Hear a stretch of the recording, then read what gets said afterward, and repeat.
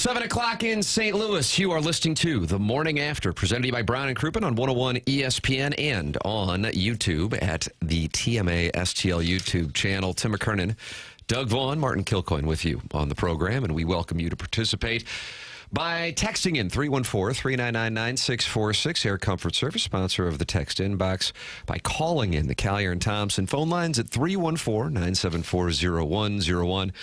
And then just opening up your YouTube app, typing in TMASTL, and then you gather with other friends of the feather in the Michelob Ultra YouTube chat. And Doug, what are you going with for the lead? I'm going to give you a wide variety of choices, but maybe you don't need the choices. Maybe you just want to hit it, and you want to hit it hard. And if you do, I want to let you hit it. Oh, well, I think Mizzou's probably still the lead. Is Doug's mic on? Where's my mic? Where's my mic? Is Doug's mic on? 3, 2, 1. And in Don't try to silence me. And Tim, hold on. You think I won't Jackson be was silenced. No, why? An angry true like son that. will not have a mic on this show. So weird. Tim, is this show being recorded, and we'll play it back later? So we'll just start over. Hey, Doug. Hey, am I on yet? Yes. Okay. Jackson's going to come across there. All right. I was about to say Jackson seemed really chipper today. The chipper chicken. And then we start with that. Now he's sideways. All It's right. over. Okay. I was just saying I think I Mizzou don't is know still what the happened lead. to the mics on the weekend. It's wild. It's usually a thing that there's also a stain of barbecue sauce next to the button that got pushed. That tends to happen. You ever come into your desk at work, the old days at the Four Fox, and there's broken chips on your keyboard? You're like, oh, I'm sorry, did somebody use my computer and eat? Or you come in and someone's sitting there with their feet up on the desk? Yes. Sports office is always the lounge. Yeah. Doug, now that your mic is on, I think the lead is Mizzou. How close they came to winning. fight Tiger, beat Roll Tide. Yeah. Go Tiger, beat Roll Tide. It doesn't go even fight, win. Doesn't Roll even feel Tide. like they played that well and still had a great chance to win it. And where's Hardy? Give the ball to Hardy. Let Hardy run. Let him lug the pig. You got maybe the best running back in the country. Gets 12 carries. Should have had twice that many. Pavula was off. Don't count on him to win the game. Give it to Hardy. Martin, I was in Columbia, enjoyed the festivities, wonderful weekend, glorious weather, but I felt a responsibility to the fine listeners of this program and, of course, the dais to put myself through it and do a rewatch. And so here in my tiny little pincers, because I have little T-Rex arms because I'm such a tiny... It's hard to write, yeah. I'm just a tiny boy. Just these, on the YouTube, copious notes. So to make sure, because if you just glance at the box score, even if you go through the play-by-play, because I saw Gabe, who will join us at 9 o'clock on the Stiefel dossier, wrote a column recapping essentially where Missouri could have run the football more, or you call it lug the pig? Or tote the pig, yeah. And the box score and the printout of play-by-play was actually wrong on one of the plays, one that bothered me maybe more than any other. And so I had to commit to rewatching it yesterday and writing what you described as copious notes. So I'm certainly ready to go on said topic. The Two Fox had coverage both in Columbia for Missouri and Alabama, and also in Champaign for Illinois, Ohio State. Martin, so what was your takeaway? I thought on Saturday, it's coming down to Bobby Boots. You're going to have a kick to tie the game. I thought they were trending in that direction where Pavula would just get him in range, and maybe that poor kid's going to get trotted out. I don't know if you felt that way in the building. It's going to come down to a kick. And we've been saying, I don't know, you really don't want it to come down to your kicker. I'm concerned now they don't want to come down to your quarterback in the key moments of a big game. We didn't know a ton about Pavula. It's only his 6th college start. But, boy, he had some really bad moments. And throughout the game, I listened to a little bit on the radio, and Howard Richards would say, boy, Norfleet was open. A couple plays later, boy, Norfleet was open. And I don't know how you don't see that when he's the biggest guy on the field. And I think the inability to find the open receiver was a theme, clearly down to the final pick. It's not a tragedy for Mizzou. You still got a lot in front of you, but I'd be concerned. It's a weird deal because a part of me feels better about their prospects going forward. But you have major questions at quarterback, and then you continue to have the situation at kicker. Because, speaking to what you just said, Martin, as they did convert on 4th and 6, Donovan Olugbade, who may have had in that fourth quarter the coming out party that the great James Carlton was talking about when he was down there doing his NIL stuff. He said, man, when I'm around some of these receivers and these coaches, they say Olugbade is the best they have seen, and he's a true freshman. Great to see him get him the ball 3 times in the fourth quarter. That as they were moving down the field, I was thinking to myself, they could have a 20-yard field goal, and I'm not sure Bobby Boots is going to be able to convert it. The field goal that he did convert, I think it may have been partially blocked. It was. I was staring right in front of it. It's and I was watching the Alabama defender come off the edge, and I'm like, was he offsides, or did he just get that great of a start? But either way, you have what you have in that particular spot. That's the kicker. We already knew that going in. Eli Drinkwitz, I guess, to his credit, spoke about how against South Carolina, he wasn't going to have Bobby Boots kick anything more than 40 yards. So he's been transparent with that issue. The Pribula thing, I wonder, because if we go back to following the Kansas game, number one, Pribula was great. It seems like a different time. And you know who was the second best player in the Kansas game? Anybody? The default click would be Ahmad Hardy. Brett Norfleet? No, it was Kevin Coleman. Kevin Coleman was non-existent. Now, I know he got banged up on a play, but I think he had 1 catch for 2 yards. And going back to watch the game, because I was in the stands on Saturday, and I also wanted to hear what the broadcasters were saying, because I know for 95% of our audience, if not higher, that is the lens through which they see the game, is what Joe Tessitore and Jesse Palmer are saying. Palmer kept making the observation that Missouri can't throw the ball downfield because they don't have an option downfield, and he kept hammering on where is Kevin Coleman, where is Kevin Coleman. And I don't know if Pribula is beat up. There was a rumor that he got hurt against Kansas. I was texting with Gabe yesterday to see if he had heard anything from a legitimate source, not from like social media. And he said nothing confirmed on that. I wonder on that because so many of his misses, as far as balls that were actually thrown, were high. But then, taking that out of the equation, even if he isn't healthy, how many times he missed open receivers, which speaks to what you just brought up, Martin. And the most egregious one, and this is one of those things that if you were at the game, you may not have seen it live. And if you were watching it and then you moved on with the rest of your day and started watching what was, from my standpoint, the signature game of the weekend, and that is Indiana going to Oregon and winning, or you watched Texas and Oklahoma, you just moved on. The ball that was intended for Donovan Olugbade that became the game-ending play on that interception, number one, there were 4 Alabama defenders around Olugbade. Number 2, Pribula, he acknowledged it himself. That was his first read. He did not look around. At the bottom of the screen, if you go back and look at it, Marquise Johnson is wide open, to the point that before Pribula even throws the football, Johnson is waving because he is so open, just like he was waving in the first quarter when there was another miscommunication in the Alabama secondary and he was sprinting down the field wide open. On that one, Pribula eventually saw him, but he missed him by so much that the ball went nearly to Missouri's bench. And I'm not talking about the players. I'm talking about the physical metal object. And that would have been about a 40-yard gain, too. He was wide open. Yeah. He just missed him that badly. In this case, he never looked at him. And Marquise Johnson, at the very least, gets a first down. I mean, that's not even up for debate. The question would be, there was one safety for Alabama back there who was about 15 yards away from Johnson. Otherwise, no one's around him. The question would become at that point, does Marquise Johnson get into the end zone?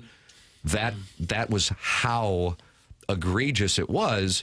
Furthermore, and this is now getting into a bigger picture conversation, Marquise Johnson, throughout the course of the game, in addition to some frustration shown by other players on Missouri, but specifically Marquise Johnson, is jumping up and down after he throws the interception, not because he's mad that he threw the interception, because he never looked at him, and then he's slamming his hands on the ground. The play before, which was a second down play, was thrown to Johnson, and Pribula overthrew that one. And then he overthrew him in the third quarter, or maybe it was earlier in the fourth quarter, that Johnson had to make a one-handed catch leaping, and he wound up picking a couple of yards up, but that was overthrown, and Jesse Palmer was raving about the catch, but how the ball was overthrown. And then in the first quarter, of course, we get into the wide-open 3rd and 4, and Pribula misses it. And I just have a tough time believing that he could throw the ball that well against Kansas, and now a month later, he just can't. They're not going to say if he's injured. They don't have an option because your true freshman is your backup. But taking the injury out of the equation, the fact that he doesn't go through progressions and he panicked like he panicked is the thing that is super concerning. But from a big picture perspective, if you have a receiver that demonstrative with his frustration, that makes me wonder if there is a bigger issue with the players being concerned that they don't have a great quarterback. Martin, we've talked about it before. Brady Cook, Luther Burden, and some of the feeling in the wide receiver room last year that they didn't necessarily have a quarterback that could make throws when they needed them to be made. More often than not, sure, he hit Burden in South Carolina, but otherwise, that was a point of contention. Now I wonder if they have that in 2025 with Pribula. And you wonder with Kirby Moore, is the offense predicated on a short passing game, or is he doing what his players are capable of? In other words, you don't have a really good deep threat quarterback, therefore they call the games the way they do. But if you look at the talent, and Marquise Johnson, almost a forgotten guy on the team, and he's a potential stud. Kevin Coleman is a potential NFL player. Norfleet is a really good tight end. Hardy, you just start naming all these offensive players. That's Alugbade, I think, is somebody to keep an eye on. And all of them in the mix, really good weapons and a variety of weapons. But if you don't have the guy to get him the ball, and I want to go back, and we'll never know, but the fact that Drinkwitz apparently told some ESPN people or production that Sam Horn won the job, I just would love to know, and it doesn't do them any good to say it now, but did Horn win the job, and Drinkwitz never really said it to anyone except for maybe in a production meeting? And if so, why is that? Is it because Pribula wasn't great in camp? You don't get to watch camp. Gabe will tell you get 10 minutes, then they tell you to leave, so you have no clue what the coaches and the team is seeing in August. But I'm fascinated to go back and know if that's how it played out in camp, and then he gets injured right away, so it's a moot point. But maybe there was something to it. Yeah, I was thinking on Saturday, tough day for Missouri, great day for the Warson Woods Wacko. That's what most of America was thinking. I did. Tessitore never brought it up, but I think the sideline reporter brought up, and this adds credibility to the Warson Woods Wacko's contention that Sam Horn was the guy. Well, missing open receivers sometimes, that could just get down to Pribula's lack of experience. If he's only played 6 starts, certainly never had a game of this magnitude. It was Ty Simpson's 6th start, too. Yeah. Yeah, well, he's better. All right, we'll wrap it up. We'll have Here's a email social today media next. clip. That's usually the difference between the really good quarterbacks and the mediocre ones. Are you throwing to the right guy? Can you walk up to the line and see what defense the other team is in and know who's probably going to be open and put the ball there? That was, Tom Brady's secret forever. He didn't have the most physical talent of anybody else. He was middle of the pack guy physically, but he always threw to the right place. Kurt Warner had that knack too. And if you don't have that as a quarterback, you are going to struggle. Doesn't explain the terrible pass he made to Johnson there at the end of the first quarter that sailed 10 yards to the right. But a lot of times he's just throwing to the wrong guy. Yeah. And it could just be a lack of experience. Your thoughts are welcome at 314-399-9646, Air Comfort Service text inbox. You're welcome to call it as well, 314-974-0100. The Collier and Thompson phone lines. The program presented to you by Brown and Crouppen. Brown and Crouppen, the presenting sponsor of TMA now for a couple of years, and they just signed on into and through 2026. We are grateful for their support. We ask that you support the sponsors. And if you are in need of a personal injury attorney, you want somebody who is local, one that knows how to handle the ins and outs of your case and the local environment. And Brown and Crouppen is local. They have been in St. Louis since their founding in 1979. That's why you can hear Terry Crouppen, Andy Crouppen, and Ed Herman in studio on Tuesday, because they are here in St. Louis. After an accident, money can be tight, and that's why they offer so much for free.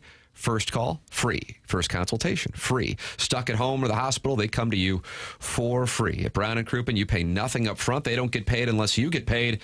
When you are a Brown and Crouppen client, all your questions are answered for free. Get the facts from Brown and Crouppen. If you think you may need Brown and Crouppen services, call 314-222-2222 or go to brownandcrouppen.com and make sure you let them know you heard about them on TMA. Remember, the choice of a lawyer is an important decision. It should not be based solely on advertising. Past results, no guarantee of future results. In every case is different and must be judged on its own accord. A lot has transpired since we did the program on Friday. One big-time coach lost his job.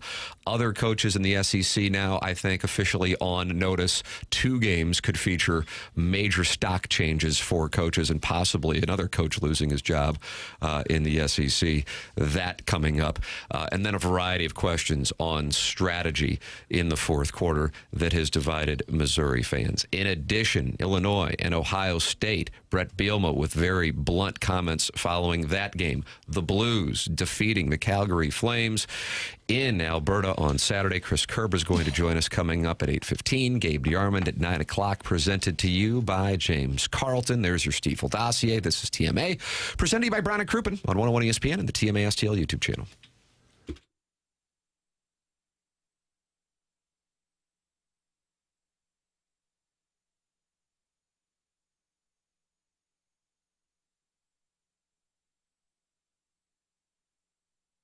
Tim McKernan here with you to talk about aesthetic design and build. They've been building high-quality custom decks and outdoor living spaces now for over 30 years. And with the weather being really beautiful for about 95% of the days the last couple of months, if you have worked with Dan and his team at Aesthetic Design and Build, you have enjoyed the outdoor living space they created for you. If you are thinking it is time for us to do that for our house, go to aestheticdesignandbuild.com and work with Dan and his team at Aesthetic Design and Build. They have a showroom in Chesterfield Valley where you can go and see exactly what they can do for your home, and that ranges from full-on custom decks to adding on a pergola or even looking to shade your covered patio with retractable screens. They really do have answers for it all.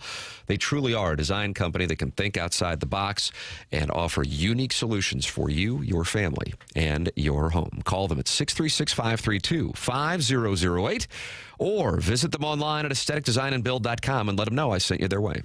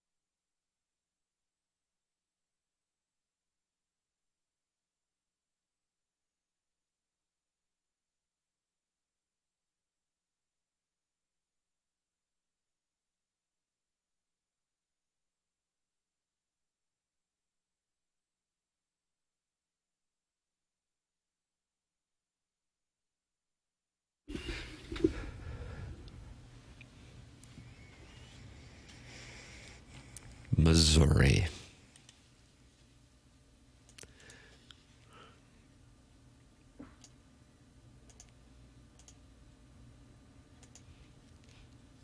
Illinois.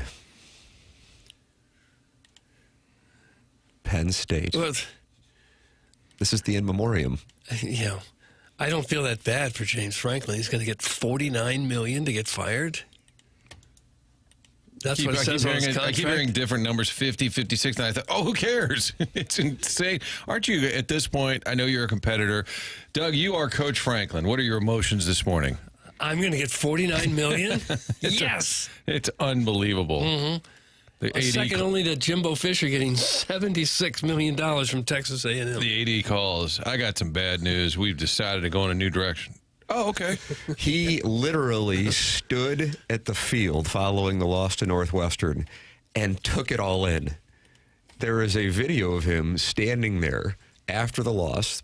Players are shaking hands, and he just stands there and looks around Beaver Stadium knowing that that was the end for him as the head coach at Penn State.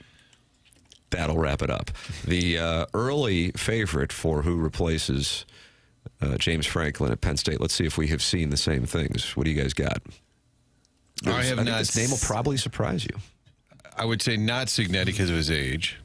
And because he certainly is getting mentioned, but there is one name. Jug, you got anything? Can I have initials, please? M.R. Mike Rainey? Former board operator at KFNS in 2002. Right. He's going to get it?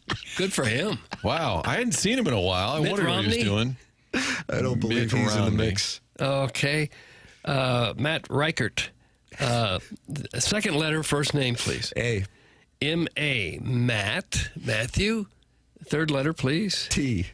Matt. Is the fourth letter T? It is. Matt. Okay, that was easy. Okay, R, second letter. H. R. H. Starting to sound familiar, Doug. Matt Reinholder. Third letter, please. U. Okay, fourth letter, please. L. You're about Matt Rule. Yes. See, that was easy. You got it. Very, very easy. You just got to work it out. He is a Penn State guy. Mm-hmm. And even though he hasn't necessarily made magic at Nebraska, they are back in the top 25. And that is the guy that I don't know how much that would excite Penn State fans, but that is the guy at the top of the list. As far as reality, I think Signetti, name a job, who wouldn't want him after what he has done? But would he move? He's got it going now. He might have the best team in the country. And I'm telling you. And you got Mark Cuban playing a role in the NIL fund and other Indiana alums. Indiana did on Saturday what Missouri and Illinois had the opportunity to do, except Indiana went on the road and they did it to end the nation's longest home winning streak at 18 in Eugene. And you see what that does, because before that game, I think the majority of college football fans were looking at Indiana probably the same way they were looking at Missouri. Missouri's certainly not in the same class in the sense that Missouri didn't go to the college football playoff last year. But you go, okay, Indiana got there last year, but, they lost to Ohio State. It looked like Signetti was kind of trying to manage the margin of victory at the end of the game.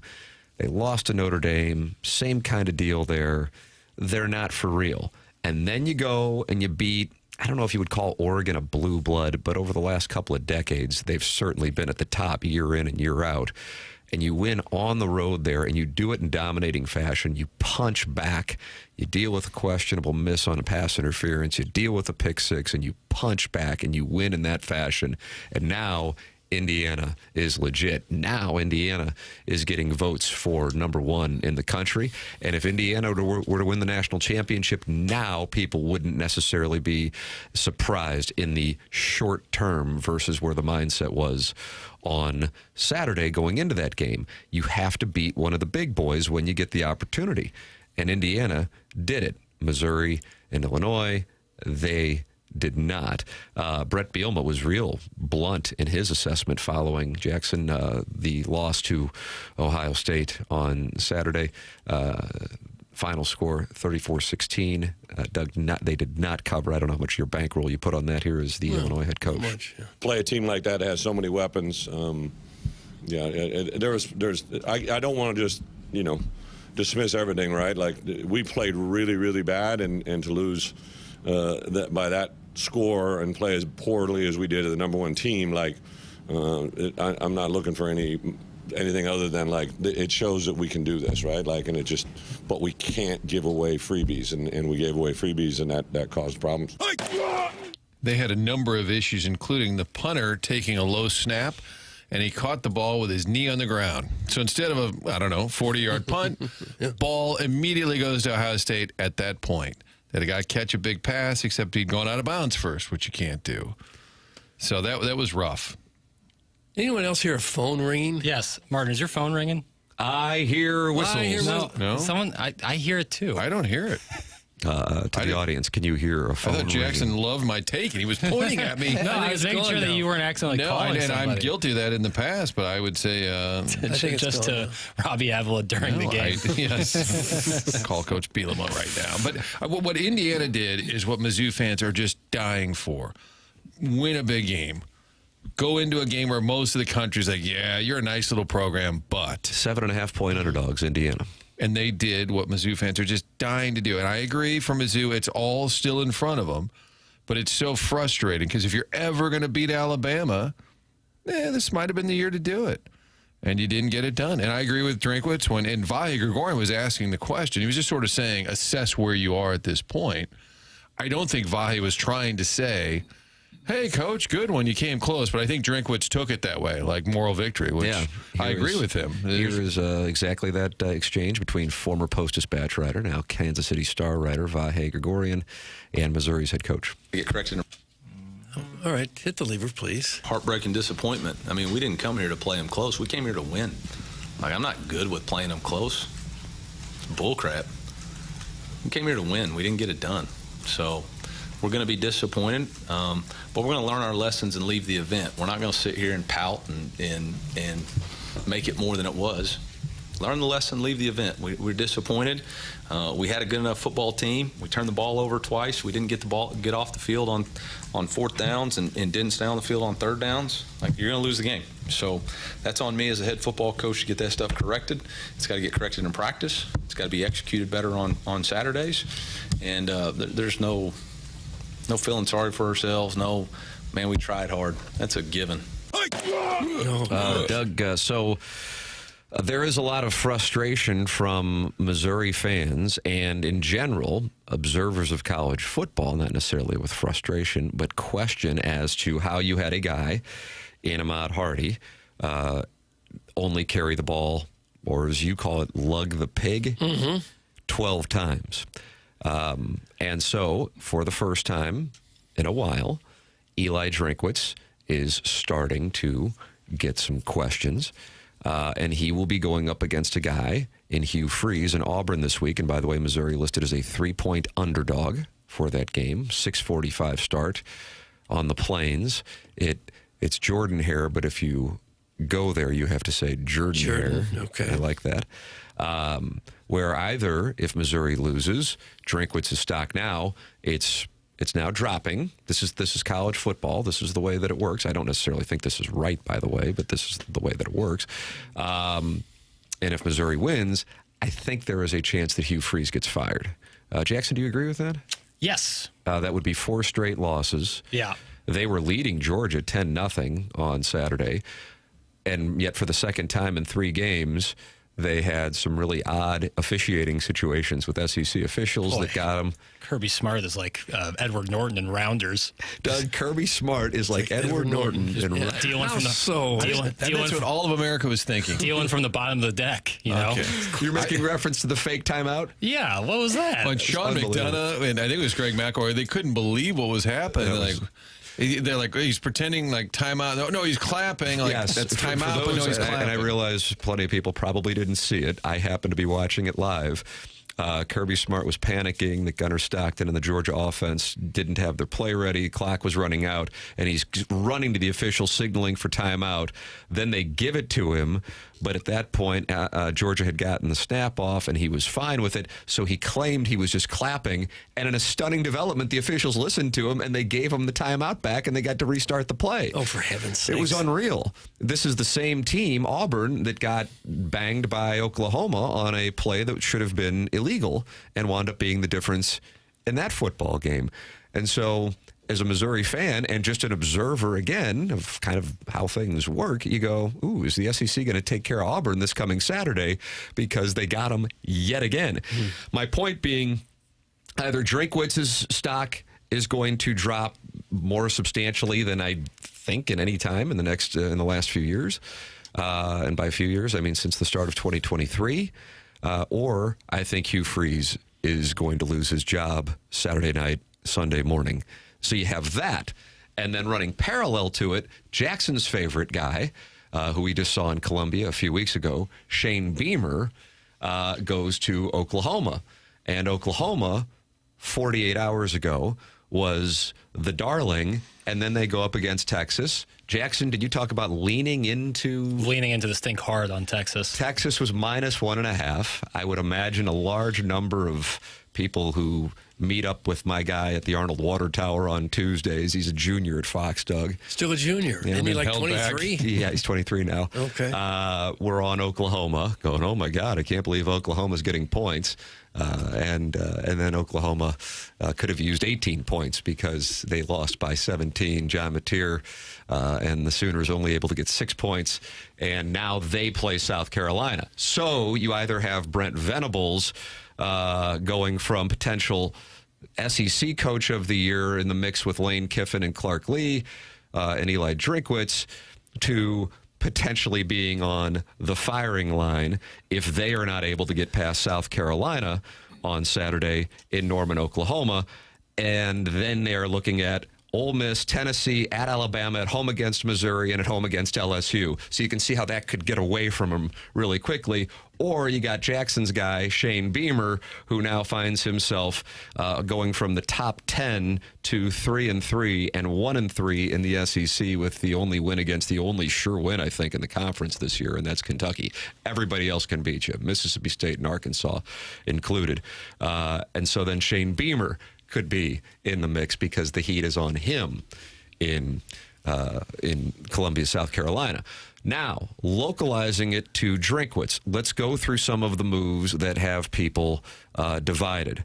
And we'll, of course, talk about Ahmad Hardy in the 12 carries and Kirby Moore in the game plan offensively. Let's start with the fake punt. 4th and 4, Missouri in the fourth quarter. They fake it. Doug, did you like the fake punt decision? I did. I liked it. Martin? I thought they ran to the wrong side of the field because they ran out of room. Had they run to the other side of the field, maybe he's got room to make a move to get away from that tackler, or at least to dive forward to get the first down. That was my only problem. They ran to the short side. Martin? 100%. Had no problem with them going for it at that point. Wasn't a real creative play, and the short side of the field drives me crazy. Although, if you look at it, Mizzou had 7 people up front versus 5 for Alabama. So you should have been able to plow through there because you had enough. There was one guy who clearly missed his man. That was an issue. But no, I had no problem with them going for it. Didn't really love the call. Glad they went. I actually said it. I had some Alabama fans around me, and they were so, number one, they were just whatever kind, not that they were problematic, but also like they were locked in. They knew their stuff. It was fun to listen to them. Sometimes you have, obviously a different situation, but that was great. And I said, they're going to fake this. He is in the mindset that you've got to take it. It's not going to be handed to you. And I love that mindset. I loved the fake call, but I know a lot of Missouri fans did not. I suppose what I would ask is, did you hate it in the moment, and are you saying you didn't like it because it didn't work? And I understand that, but you don't know the outcome until it's completed. So you have to, from my standpoint, if you're really going to fairly judge it in the moment before you know the outcome. Then the onside kick. After Alabama goes into the prevent defense, Prabula leads them down the field. Donovan Olugbade with the touchdown. Missouri with all 3 timeouts left. It's 27-24 with 1:40 remaining. You're going to have to stop them and not allow them a first down either way. Did you like the onside kick, or would you have liked them to kick it deep there? I kind of liked it. I didn't like the way they kicked it. I didn't like the watermelon kick. I mean, we've been doing onside kicks the same way for about 100 years now, and it works sometimes. That watermelon kick just stayed right along the ground. It was an easy scoop up. But, I didn't have a problem. Anytime a team like that is doing everything they can to try to win a game aggressively, I'm usually okay with it. And I was okay with the onside kick. Martin. Yeah, I did not mind it at all. It was We're a on the same page. terrible kick, but with the 3 timeouts, even if you kick it down, either way, you're going to have to stop them. So give yourself a chance to maybe get lucky, get a lucky bounce. Wasn't much of a kick. Didn't mind it at all. I was Sean Weatherspoon on Twitter, former Mizzou quarterback, Mizzou linebacker. He was tweeting about some of the big moments there, and he was saying you got to kick it off there. Granted, defensive guy, but there was a great debate about what you do there. I had no problem with that. Yeah, I liked it. Again, my reasoning being you have to take every opportunity that you can, especially considering the circumstances in general, with the fact that Missouri had a real situation and quarterback. You've got to do something to try to figure it out. And so I liked that they were all in trying to win the game. I would have been all over them if they hadn't done that. I liked the fake punt. I liked the onside kick. I think a number of people did not feel that way. But something that everyone is united on is the how can Ahmad Hardy only have 12 carries. And Gabe DeArmond went back and he went through, I think he went through the box score. I don't know if he rewatched it. We'll ask him. He'll be with us at 9 o'clock. Chris Kerber with us at 8:15. I put myself through it to rewatch it. I disagree with Gabe, and I do so respectfully. He's one of my favorite people in the world.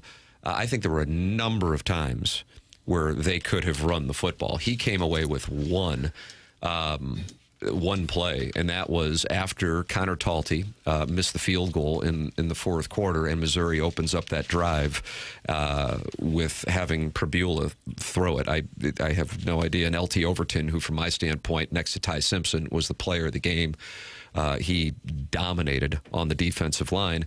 Missouri takes over, and the first play, Prabula, who showed no indication of being able to throw the ball, is rolling out. Overton gets to him and sacks him. And so at that point now it's 2nd and 12, and you're already now playing from behind the sticks, and you got a real problem on your hands. But there were other opportunities throughout the course of that game where they were throwing on first down. There was a 3rd and 2 that they have the empty backfield. I could not believe that. I could not believe that they had an empty backfield. Hardy on the near side, if you're watching on television, lined up as a receiver. Again, another open receiver situation. For the life of me, I don't get that.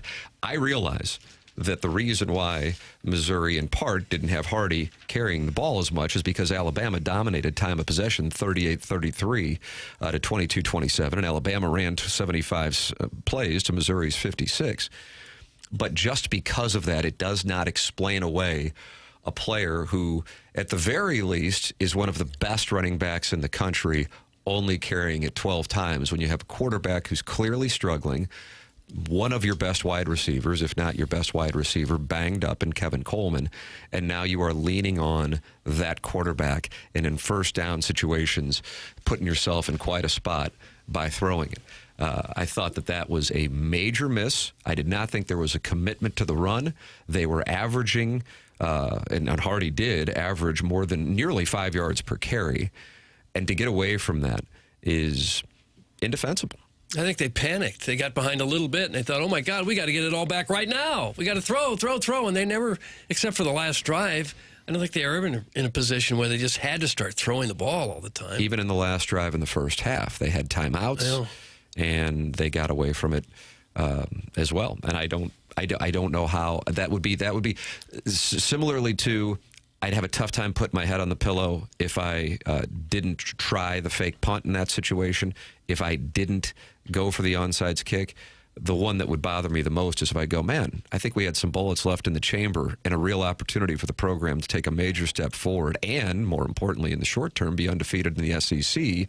And you got Ahmad Hardy the ball 12 times. That is the one that's going to stick with me. Now, he left the field for a little while, Yes. not for long. But and then came Roberts back. went off in that situation while Hardy was away. And then in that same drive, Martin, Hardy did carry the ball. That's when he fumbled out of bounds. And fortunately for Missouri, Missouri retained possession. So even if they said, well, Hardy, you didn't know, but he was a little nicked up, whatever, then you'd still go to Roberts, who has proven to be a more than legit option.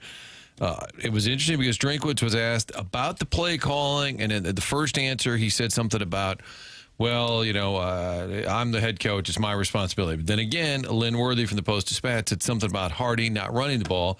He said, I don't know. But he said, but that's a fair question, and I need to look. I thought he answered it in an honest way without throwing any of his coaches under the bus, where he said, it's a totally fair question. I just need to look at it.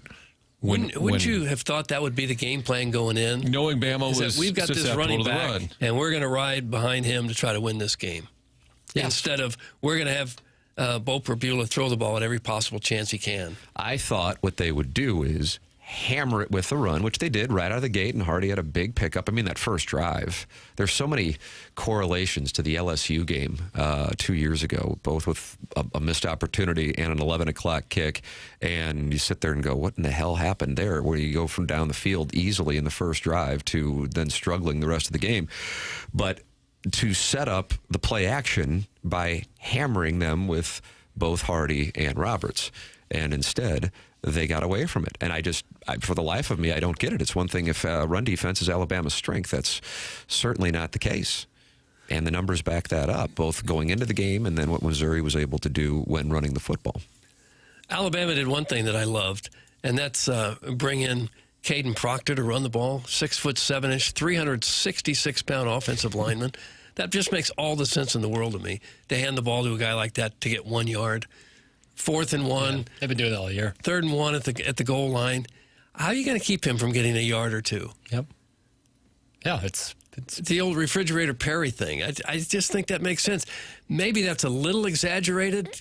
You don't need to get someone quite that big, but just a big, beefy guy to try to get those inches down there at the goal line or on 4th down, and instead of your 190-pound running back. Not a huge factor in the game. I just liked it. Yeah, it was fun to watch. It was, even though you're a Mizzou guy.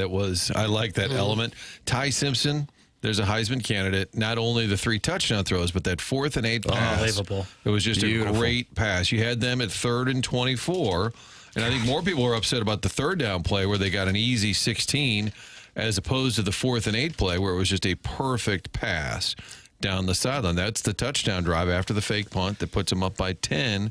If you get a stop there, and I appreciated them going for it on 4th and 8. Then I was shocked they punted late in the game because they were at the Mizzou 35. I get it. You're trying to pin them deep, force them to go the length of the field.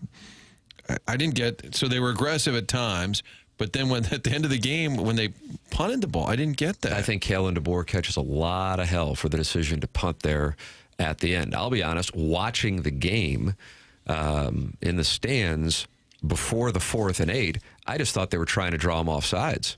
I never thought. I mean, it was all, and I watch, whether it be in the NFL or in college, there is a pattern of behavior that the quarterback conducts to try to draw teams off sides. And it's like they run up, then they start screaming, and then it becomes crystal clear they're not going to do it. And I always think it would be brilliant on the part of a head coach and an offensive coordinator to have them mimic that pattern of behavior and then actually snap it. And in the case of Alabama, when it got down to 3 seconds, I thought, okay, they're just going to accept delay a game and punt it. And instead, Ty Simpson, who is going to be in the mix for the Heisman Trophy, especially considering the opponents that Alabama has left and the talent of receivers that he has at his disposal, Ty Simpson snaps it, has time, rolls out to his left. Great coverage by Toriano Pride. That was not a coverage issue. Great coverage by Toriano Pride. And he hits the true freshman, Lottie Brooks, who winds up becoming Alabama's leading receiver for that game. Ryan Williams did not have a catch. Missouri kept Ryan Williams from having a catch. One target. I mean, it was just incredible. But Ty Simpson making that throw, sometimes you got to tip your cap. I think, Doug, you say that They are also on a Hell, scholarship. he's on scholarship, too. That's what it is that you say. I might have threatened to rip the scholarship away from Zion Young after that penalty in the first quarter. That drove me crazy. I couldn't agree with you more. Momentum Score a shifter. touchdown, you stop him on a couple of plays. It looks like they're going to have to punt. The stadium's going nuts, and he doesn't have the maturity to avoid getting in somebody's face and start screaming at him. Couldn't agree with you more. Couldn't agree with you more. Man, that was a big moment. Diego Pavia, a guy who's masterful with not turning the ball over, had 2 bad turnovers last week against Alabama that I'm sure Vanderbilt fans are kicking themselves over. But the first one was the one that probably didn't get as much attention. They're about to go up 2 scores on Alabama in Tuscaloosa, and he carries the ball loosely and fumbles it inside the red zone. And you go, man, that's a self-inflicted wound. What does it do if Alabama's down 2 scores? Mm-hmm. Well, what happens there if Alabama's at 3rd and 15? That building was going absolutely bad. It's the All the loudest I've momentum in ever the heard world for on a your field, side. next to John McAfee's return kick to open up against number 1 Oklahoma in 2010. Throughout the game, the crowd was phenomenal. And then you have that, and they get the first down, and it was absolutely inexcusable. Yeah. Self-inflicted wounds. Those are the things that make it tough to sleep. And something else that bothers me, I don't want the defensive lineman to wear the same number as the quarterback. Don't we have enough numbers to go around? Babula's 9, Young is 9. Get them different numbers. Why is Bo playing defense, Doug? I don't know. Why is Zion Young throwing interceptions? Why is that okay in college? I do You got hate that. 99 choices for numbers, and you can't give different players different numbers? What's up with that? Well, he Why plays is it defense. okay to have players on the same team wearing the same agree. number? How hard is that to figure out? Give him another number. Make him 99 instead of 9. I'll tell you. Well, it was a big factor. I do think for Mizzou, start winning, beat A&M. Are any of these SEC teams unbeatable? Doesn't And I seem think like the it. answer is no. So no. So if you're Mizzou, it is still in front of you. Do I have confidence they're going to win the big games? No. Why would you? But it sucks for Illinois. Everybody's like, oh, they're done. They lost to Ohio State, number 1 in the country. And they lost to Indiana, who is now one of the best teams in the country, number 3 in the rankings. And Illinois, it's basically, you're done. Yeah, I think that they can get in. I do, but it would be really surprising. The issue for Illinois is, yes, in the standings they have 2 losses, but because of the way they were beaten by Indiana, it's almost like 2.5. That was my contention with Missouri last year, that because they looked like they didn't belong against A&M or Alabama, that it didn't matter if they would have beaten South Carolina. I do not think that they were getting in. So from that standpoint, the fact that it's 27-24 as opposed to what Illinois dealt with in Bloomington or what Missouri dealt with in College Station or Tuscaloosa last year, Missouri is truly sitting there at 1 loss. And if anything, they only dropped 2 spots in the rankings. Again, these rankings are absurd, but they're still number 16 in the country and will have opportunities. It's just none of the games remaining have the cachet that beating Alabama would have. So, for example, on the other side of if Indiana would have been number 1 in the country, it wouldn't have been the same kind of win for Illinois because Indiana isn't viewed like an Ohio State or Oregon is. That's the reality of it. That's kind of your initiation process. And Indiana is now made in college football because they went to Autzen and they won. Even if Missouri beats Texas A&M, and if Texas A&M's number 1, and that's possible, it would be surprising in part because of the teams ahead of them. But A&M does have some challenges in front of them. They have LSU coming up that it wouldn't have the same cachet that beating Alabama in that spot would have. If Mizzou can go 5-1 in their last 6, I think that would probably get them in. They'd probably be on the bubble for the playoffs, but I think that would probably get them in. I think 10-2. I think if you look at schedules in the SEC, and I realize, I mean, most people have lives and hobbies and families and jobs, but I don't. I don't have anything. You don't have any of that? So all I do is I look at Job, schedules. family. You're a I don't. schedule reader? I don't. let's just I've get hired around these and- people to make it look like I have a family. Okay. I actually pay 101 ESPN to be here. So I have nothing, and all I do is look at schedules. Okay. And it's almost impossible when you look at the schedule. These teams are just going to start picking up losses because they all play each other. I mean, and we're halfway through the season. And what, we have 2 SEC teams, right, with no losses, A&M and Ole Miss. And Ole Miss barely, right? Ole Miss against Washington State. Right. I think you want Alabama to just win out if you're Mizzou. You want them to get start another shot at people. them in Atlanta, if anything. That's what you would want, and I think you'd feel good about it. I don't think Missouri feels like they played a good game, and I can tell you Alabama doesn't feel like they played a good game. Ty Simpson talked after the game like they lost. That these teams are going to rack up losses. It's a whole new world in college football and for these fan bases, and that is why I'm saying coaches who you never would have thought would get fired, as was the case. I mean, James Franklin 15 days ago had Penn State leading Oregon as the number 1 team in the country, and now he's out of a job. You see his record at Penn State against AP top 10 teams is 4-21. And against Big Ten teams that are ranked in the top 10, he's 1-18. Yeah. Talk about can't win the big one. So with that all said, there are going to be teams racking up losses, and that opportunity will be there. So Missouri does control its destiny in this case, whereas after the A&M game, I thought to myself, that's going to be a tough one to overcome.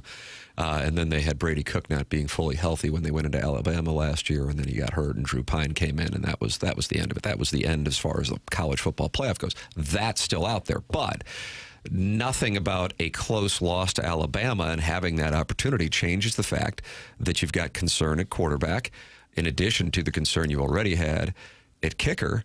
And what I think stands out again is the visible frustration that Marquise Johnson was showing, because to me, that's kind of like when Yadier Molina was posting on Instagram shade at Mike Matheny. I thought, if Molina's willing to do that on Instagram, that speaks to a bigger problem in the clubhouse. If you have a wide receiver who has been with the program since 2023 and never pulled any of that kind of stuff before, and he's showing that much frustration, and he did it multiple times throughout the game, it makes me wonder what the confidence level is for the wide receiving core, especially after Prbula failing in key situations that he did on Saturday. Your thoughts are welcome. 314-399-9646. Chris Kerber going to join us coming up at 8:15 as the Blues get their first win of the year. This is TMA 101 ESPN.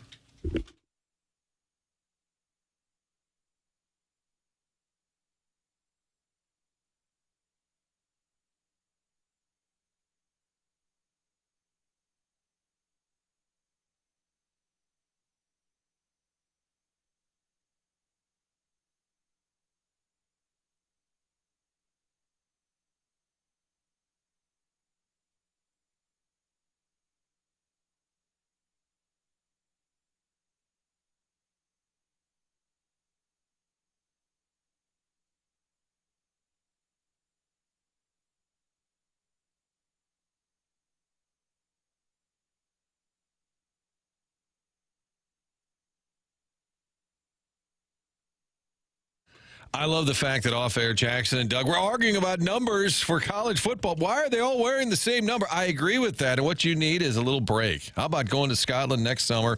Make your plans now to see spectacular Scotland. My wife even texted, why would they wear the same number? She needs to go to Scotland. Good news is we're going June 15th next summer. Spectacular Scotland, all put together by Colette. And the thing about Colette, they've been doing this for more than a century. They handle all the details, flights, meals, hotels, local experiences. All you have to do is sit back and enjoy the trip. Go to the historic capital of Edinburgh. You'll see the famous castles, the Victorian city of Glasgow.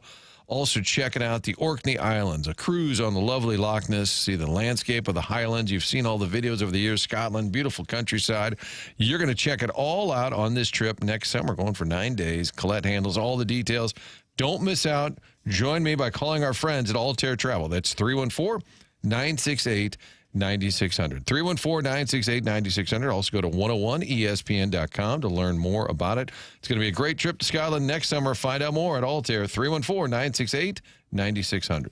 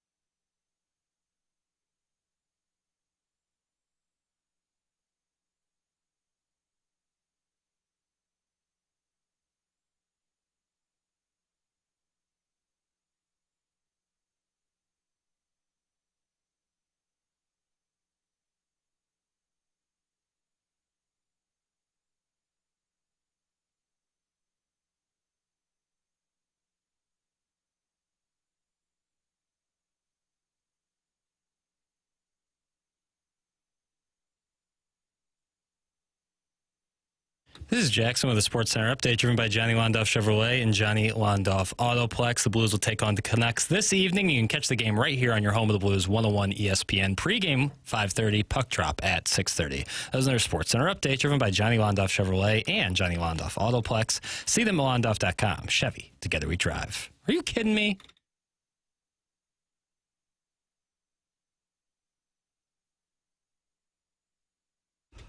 Welcome back. It is the morning after 101 ESPN. The program presented to you by Brown and Crouppen. Tim McKernan, Doug Vaughn, Martin Kilcoyne with you on the presentation, which welcomes you to participate by texting in 314-399-9646.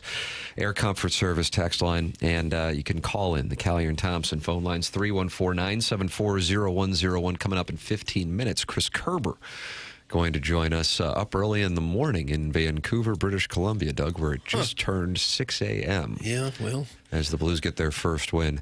Having to come back to do so. No goals through the first 4 periods of the year. And then here comes the note. And Jakey, how do you do with a key response for the Blues? Joel Hofer, and the Blues get their first win on Saturday in Calgary. My takeaway from that game is, boy, those white uniforms look good. That's Man, a sharp look, isn't it? Really is. We loved them when they came out. They look even better on the ice. Yeah. Both uniforms look good, home and away. But that was one of the first times I've ever seen a white uniform and say, wow, does that look good? And it does. It looks great. That was more important than winning the game for me. The uniform. Really? Yeah. So Kerber with us coming up here in just 13 minutes on the program. We're in the Fisher Window and Door Store, 8 o'clock hour. We solicit your involvement. A huge number of people out of the gate, and that's what a big weekend in college football does. And so people are in there in the Michelob Ultra YouTube chat, and it looks like there's arguments going on. Oh, no. Chairman Kurt, have you been monitoring this? I have not been in there. What's going on? What are they arguing about? Yeah, I had an eye on it for a minute. Good Lord, lots of BS in the chat today. That's from Jock Horror. Jock Horror. Horror. Unfamiliar with his work. Lady or gentleman of the night. There was somebody calling somebody a soy boy. Jackson just that nods. There's a commercial during the Mizzou broadcast where it says, brought to you by soy. The game is brought to you by soy. And it turns out it's Big Soy because we're a great soybean state. Right. But the game is brought to you by soy. How was the atmosphere, fellas? You guys were there. Oh, glorious. It was wonderful. I was sitting in the Alabama fan section. No way. I was in hell. I was in absolute hell. Why did Mark get you tickets there? You wear red? No, son of a so there's so-and-so. usually like the long strip of road fans for any team on any game that sits on the east side of the stadium, which would be the opposing bench towards the south end zone. That's where the usual strip is. But because it's Alabama, they have a big alumni association. They also had the northwest portion right by the construction. Got it. Okay. And that's where I was. I was on the southwest, so I didn't even know that section existed so because I'm towards the south end zone. Right. I looked actually towards where I guess you were sitting to see if they also had that one. Clearly not. I was sitting there with all the shakers and the... Doug, they don't call them pom-poms, they call them shakers. I had one behind me as well. Yeah, and the interesting interpretation of the English language that they use. What were they saying? Well, it's not necessarily what they say, it's how they say it. Oh, my goodness, Let's Doug. just know I was in look forward hell. to Jackson's Twitter apology today. Just know I was in hell. Were you prepared to turn around if that last drive had come down to a field goal? I had moved down a little bit towards like the stairs by the concourse, better view, and there was an open kind of area of bleacher. Mm-hmm. It was a great atmosphere, but I was just, I was sitting with... What did these people say to you that upset you so? When Marvin Burks made what I think is the best play of the season for the secondary and got kicked out of the game. So the targeting play was the best play of the season for the secondary. Boy, he drilled that guy. I thought it was a clean hit. Yeah. And I might have said something about Sankey needing to take care of the red and white. And a fan in front of me was a little perturbed by that. Oh, no. You started being a Batty Rooster? Were you about to go? No, I wasn't going to go. Did he say anything about your pretty mouth? No, I didn't have to squeal. There's no oinking or squealing. But I was just in hell. Wow. Alabama had two players leave the game with... well, that player that got hit with the targeting came back. Yeah. But they had two guys helped off the field Yeah. with head injuries after they really got blown up. Well, I think we have a clear understanding now of how and why Alabama had the issues they had in Tallahassee to start the season. And that is once Jam Miller, who is one of the players who was taken off the field you're making reference to, Doug, once he was out of the game with about 10 minutes left, their running game was non-existent. It's not like it was dominant before, but he certainly was damn good. And once he was out of the game, it also impacted pass protection. The first play after the fake punt fails, the building's atmosphere was gone. I think everybody thought the game is over.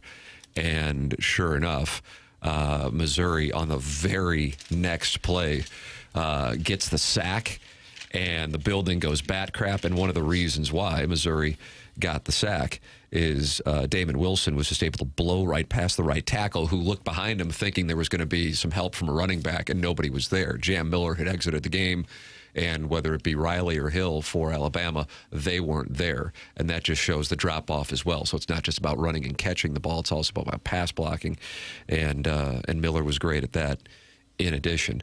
So you had that going on.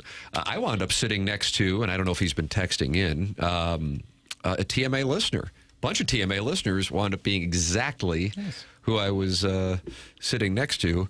Doug brought both my 8-year-old son and my 3-year-old son, my wife, and in a stunning development, my 3-year-old grades out at an A+ for his conduct during the game. I could not believe it. It was not something that I expected, and he was outstanding. He wore a Missouri jersey to the game. We got home from St. Louis, or back to St. Louis. He refused to take the Missouri jersey off. Oh, really? And then tomorrow or yesterday morning when he woke up, he wanted a different Missouri jersey on and wanted to know when the next game was. Oh. And so he was wearing a Missouri jersey all day yesterday. I'll be anxious to see if he's wearing another one today. We might have a true son situation. That's what happened. They get hooked. They go there, and the atmosphere is so overwhelming and fascinating, they get hooked. Will you be moving to Old Hawthorne? Stat. How does your wife behave? Because she's been known to throw bricks at TVs when things go wrong. I believe it was like a lip balm that went through the television when Winnipeg tied things up with 1.6. She was good. She was good. Okay, she didn't throw anything. No. Jackson, I'm curious on this. I've been very open with how strangely upset I was 2 years ago when they lost to LSU, that I actually excused myself from said family and went upstairs. We weren't in Columbia for that. I was at home. I didn't have that reaction watching the game live.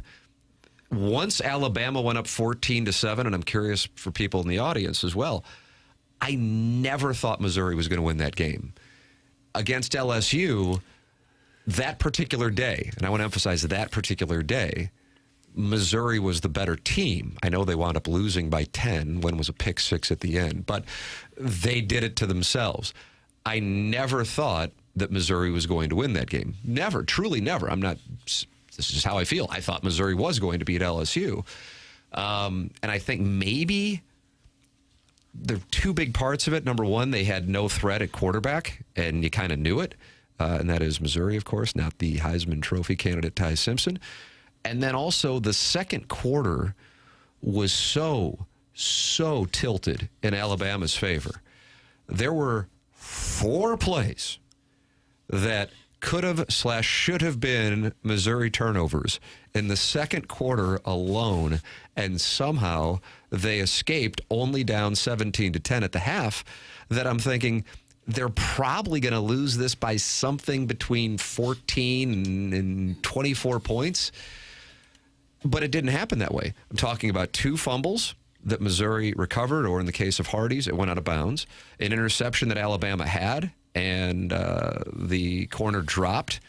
And one that stands out to me even more so is when Prabula dropped back and corner blitz comes in from the strip sack, and he just misses it, and Prabula spins out and winds up picking up that probably is 6 points. At the very least, it's Alabama recovering deep in Missouri territory, just like Missouri did when Simpson fumbled on the first play from scrimmage in the second half. So in my mind, I'm going, they're fortunate to be here. I would draw a parallel to this. When Missouri was playing Kansas and Missouri was playing South Carolina, I was thinking to myself, Missouri's clearly the better team, but they could lose this game, and that would be super frustrating. I think for Alabama fans, if they would have wound up losing that game, they would have gone, how the hell did we lose that game?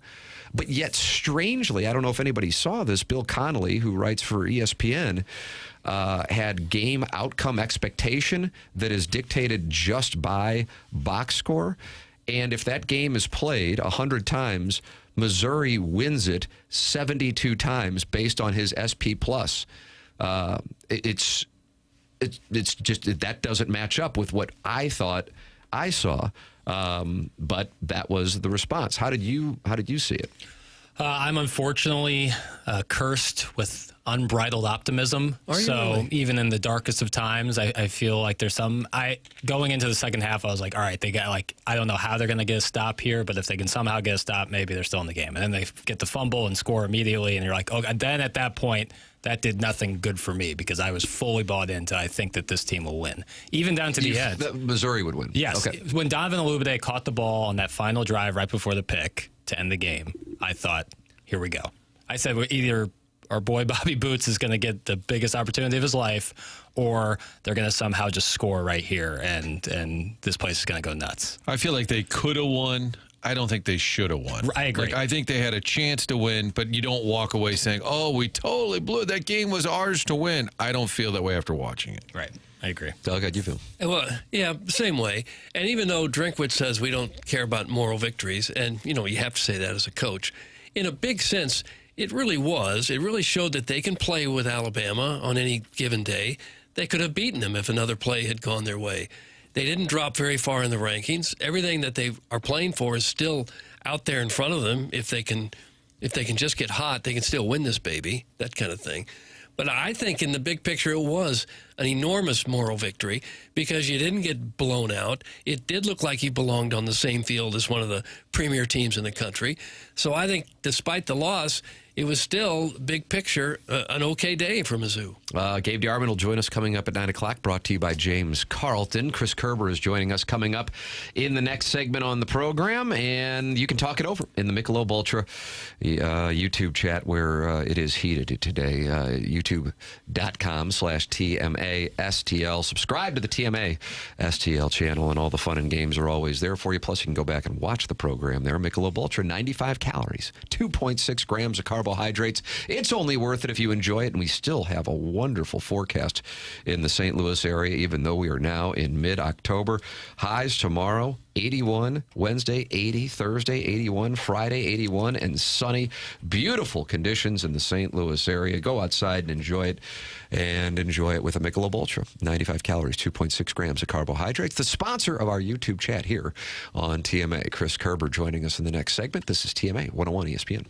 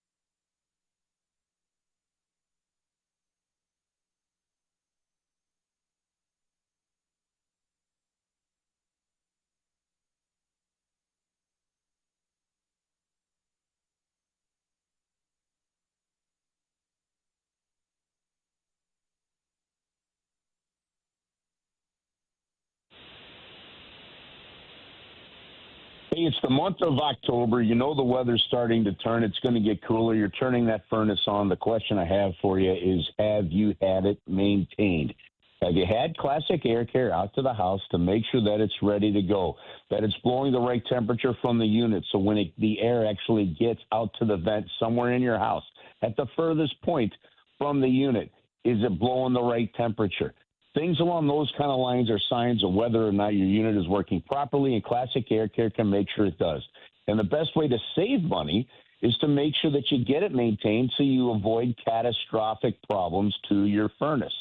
So get online at classicaircare.com. They've got specials, they've got deals, they've got the ability for you to join and get a maintenance plan, which is going to give you prioritization when it comes to scheduling as well. And by the way, they've got over 100 trucks on the road. They can get to people within 24 hours, and their customer service is off the charts. That's why they have a 4.8 Google rating, and you can check out all those reviews when you log on to classicaircare.com. Just click on the stars at the top of the page, and you can read as many reviews as you want from people like your own neighbors that know the quality of service they get from Classic Air Care.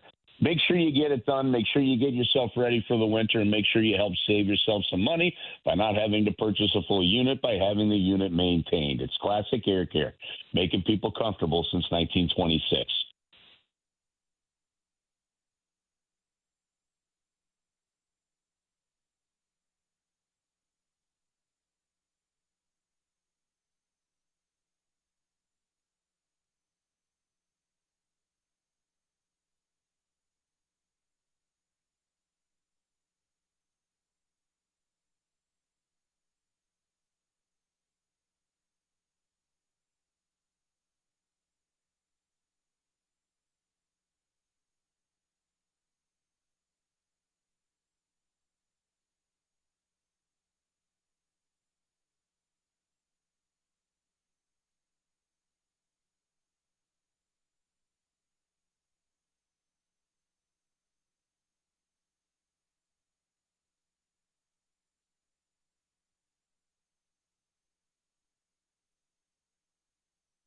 Welcome back. It is the morning after 101 ESPN, the show presented to you by Brown and Crouppen. You can watch it and talk it over with other TMA listeners in the YouTube chat, youtube.com/TMASTL. It has been college football intensive here for the first hour and 15 minutes of the program. And now we get a chance to talk it over regarding the Blues win on Saturday over the Calgary Flames. 4-2, Jake Neighbors scoring twice as the Blues come back to beat the Flames. Plus, you got a hell of a performance from Joel Hofer as well. And joining us right now at 8:15 approximately, as he does every Monday here on the program. Up early in the morning in British Columbia, ladies and gentlemen, Chris Kerber with us on the Callier and Thompson phone lines. Morning, Kerbs. Morning, Tim. How are you? Wonderful. How was the sushi last night? I heard you and Joey talking about getting it on the Curbside podcast when I was listening today.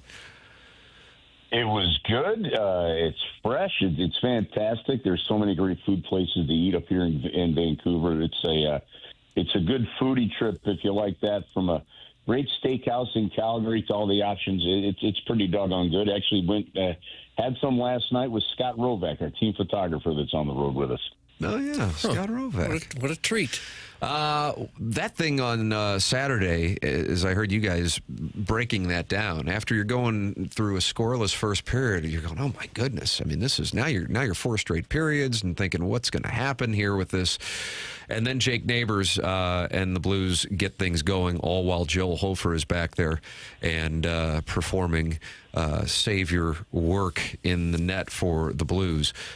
Take me through your perspective of what you saw getting things going for the Blues in that second period.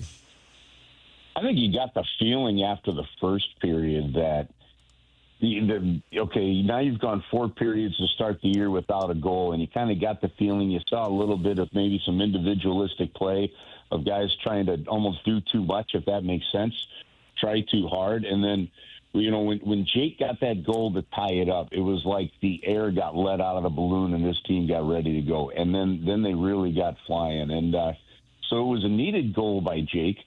And then they rolled. But in that second period, up until that point, man, Joel Hofer was just absolutely outstanding. I mean, the way he played, he was moving post to post. Calgary had some great scoring chances. Now, in the end, when you look at a bunch of the, breakdowns of slot chances and slot shots and all these little things that do add up to giving you a better chance to win, the Blues ended up really dominating some of those areas. So things like the transition game that Jim Montgomery talked about before the game, he really liked actually the transition game in the home opener and liked it again against Calgary and things along those kind of lines. So it was a good one. And I talked to one of the players after the game, and he just said, we needed that first goal just to spark us, and that made a difference. The schedule seems condensed this year with the 3 weeks off they're going to get in February. So do you think that means Hofer might play a little bit more than he did last year? Yeah, yes, he will play a little bit more than he did last year if everybody's healthy. I don't think it'll be a 50-50 split, Doug, but I do expect him to play a little bit more just because, one, the schedule is going to dictate it, and you don't want to totally burn out Jordan. But number two, he's a good backup. I talked to Doug Armstrong, and Doug really feels that he's got what he considers to be a top 5 tandem in the National Hockey League. And so when you have that, you use it. And there's a good amount of people, some different scouts I've talked to, and a couple others that really believe that the Blues may have the best tandem in the NHL. So that's a positive sign and quite a luxury for him. Maybe one of the developments out of camp, it seemed like there was a lot of talk Schenn could be the third-line center, maybe Suter'd move up, and now it seems pretty clear they want Schenn, Holloway, Kyrou together, and nothing's in stone. I understand they move guys around all the time, but I feel like the Suter talk it shifted maybe late in camp that would be Schenn's job. I just think that when you look at the matchups, Martin, that the certainty and the familiarity of Schenn between Kyrou and Holloway, I really got the feeling that familiarity is going to help this team defensively. And you look at the first 4 games of the year, primarily even just the first 3. You've got Minnesota, you had Calgary, and then obviously you have Vancouver.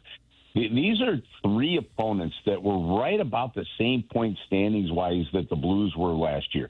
Those were the Blues included are the 4 teams that were, battling for those same playoff spots. And I just think that from a defensive standpoint, a familiarity standpoint, it was important to keep them together there and go. And actually what we've seen is twice now we've seen, Jake Neighbors elevated during the game. So I think just having somebody there like Braden Schenn, that's solid in that spot, was important. But I think it's also, you had to give Suter some opportunity in games to get familiar with those guys because they are going to be interchangeable at some point in time. But again, at the same time, I thought Braden Schenn played so well there throughout last year. I'm not sure he did anything to not secure that spot coming in. I think one thing we have to mention about Saturday is how great those uniforms look. Is it me or those white jerseys about the best-looking white jerseys the Blues have ever had? Well, they're pretty darn close, if not. I do. I think they look awesome. And, sitting there looking down on them from the press box there at the Saddle Dome is awesome. And, again, talking to other people, you see some other broadcasters. You'll see scouts. You'll see some hockey management people, and a lot of people are saying the same thing about them. Those things really pop. So, and it's even fun on social media to see, some of the national people just kind of jump on board with them. They do look good. They're so clean. And you know what? As a broadcaster, I'll tell you something.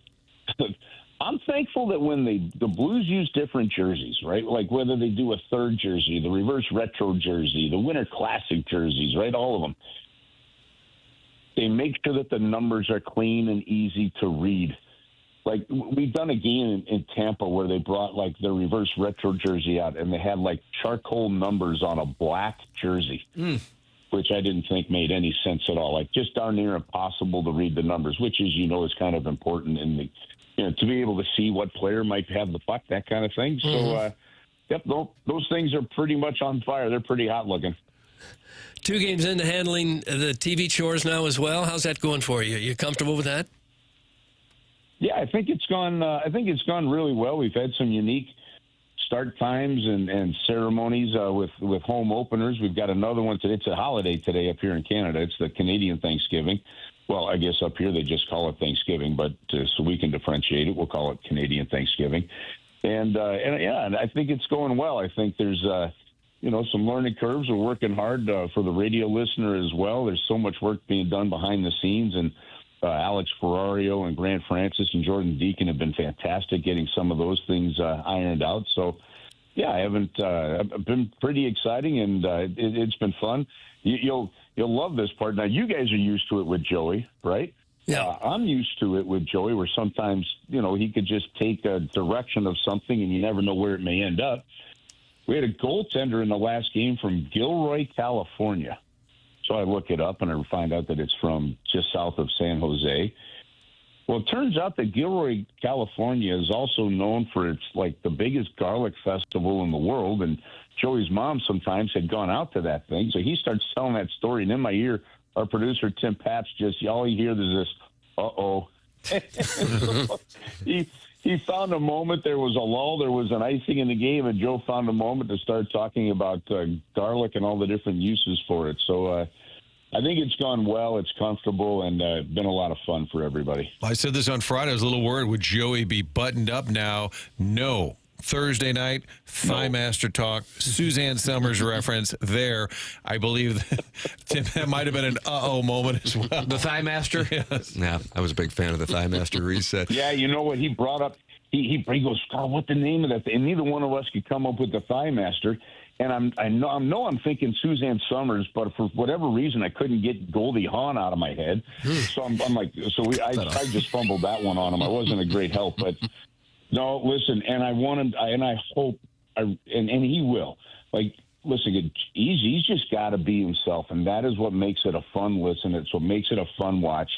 We know when the game is the game. We know that when moments are coming and how you got to handle that stuff. At the same time, to have some lightheartedness and to really, truly let him be him.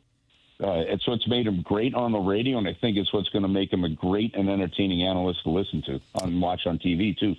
You'll get a chance to enjoy more tonight. Blues and Canucks. You'll be able to catch it on 101 ESPN, and, of course, on FanDuel Sports Midwest. And then the Blues come home and get the Blackhawks on Wednesday, Stars on Saturday night. Quite a schedule here for the Blues. Good tests and good entertainment early on in the season. Kerbs, always appreciate the time on Mondays. Thank you so much. Enjoy the festivities tonight in Vancouver. All right, guys. Have a great week. We'll see you when we get back home. Thank you. All right, Chris. That's Chris Kerber with us here on the Callier and Thompson phone lines. We've been observing that the Michelob Ultra YouTube chat is intense today. A lot of people in there. It's what a big weekend will do. And the bastard James Hahn has given us a synopsis, Doug. Tim, here is a summary of the YouTube chat discussion. Okay. Mizzou nationalists and Mizzou haters are going at it, leading to neckbeard on neckbeard hate. Jackson, describe... It's a battle as old as time. Is that right? Mizzou nationalist versus Mizzou hater. Yeah, I've seen it happen. And then that leads to people growing neckbeards? Well, I think they just naturally show up, Whenever where there's smoke, there's fire. I see. Really? Papers, I had a little suggestion for you. Next time you're stuck at a Mizzou game and you're in the opposing fan base section... Yeah. Just put on, can you pack a little hard helmet, go into that construction zone and just pretend like you're working up there and get yourself a nice open area? Yeah, that maybe would've been bring nice. a ladder. That'd been nice. Just more walk room right for, into that. More room for me to stew. You can get a lot done with a ladder, though. Everyone's going to think, oh, this guy's working. Stand back. What Let him go. about my mild fear of heights? Well, you don't have to get up on the ladder. Just Fair. carry the ladder, and that'll get you into this opening there on the north end zone. Good point. Morrison Woods Wacko has officially issued a statement regarding Sam Horn. I told you, idiots. Sam Horn was the guy. He got hurt. Otherwise, we are 6-0, and Marquise Johnson's still a Tiger next year. So he's already predicting that he's heading out. I will let everybody know what's going on in the room Thursday, and I will die down on the plains next week to hold Drink accountable. Bet the house on Mizzou getting 2.5. That's from the Morrison Woods Wacko. So he is adamant that Sam Horn was going to be the starting quarterback, that Marquise Johnson, we call him Speedy Keys, Jackson? Yeah, Speedy Keys. Would not be. He's already got him transferring, I guess. He's a junior, so. And then he's also saying he's going to hold Drink accountable. But he says to bet the house on Missouri down on the Plains on Saturday night. That is a 6:45 kickoff. I told you they are not happy. We've got a lot of they're not happy coming up. I mean, a lot of they're not happy. Just across the country. Just across they're the just country. not happy. They're not happy. They're not happy in baseball either. They're not happy in the NFL. Got guys fighting after the Lions and Chiefs last night. We've got it all. We've got the Colonel at 9 o'clock. Then we've got the Design Air Heating and Cooling email of the day coming your way at 10:45. Email in to compete against the great Shooter McGavin with a dominant October so far, already with 4 wins. But Burning, Drip, Mushroom Tip, Kevin Miller, Brian Hengen, and Buck Swope all have wins as well. Email in the morning after at InsideSTL.com for our Design Air Heating and Cooling email today. I went to DesignAirService.com and booked our furnace tune-up, and it took me, I would say no more than 2 minutes to have Seth Goldcamp's staff come on out to our house and tune up the furnace for the cold weather months. You can do the same thing. It's super easy, and then you have peace of mind going into the fall and winter in St. Louis. It's Design Air Heating and Cooling, the longest-running sponsor on TMA going back a decade. Martin's a client. Doug's a client. I'm a client. I've got him coming to my house here in a couple of weeks for a furnace tune-up, and I recommend you do the same thing. Seth Goldcamp and his team at Design Air Heating and Cooling, sponsor of our email of the day. They are not happy, and we have all kinds of sound proving it coming up next here on TMA, presented to you by Brown and Crouppen on 101 ESPN and the TMA STL YouTube channel.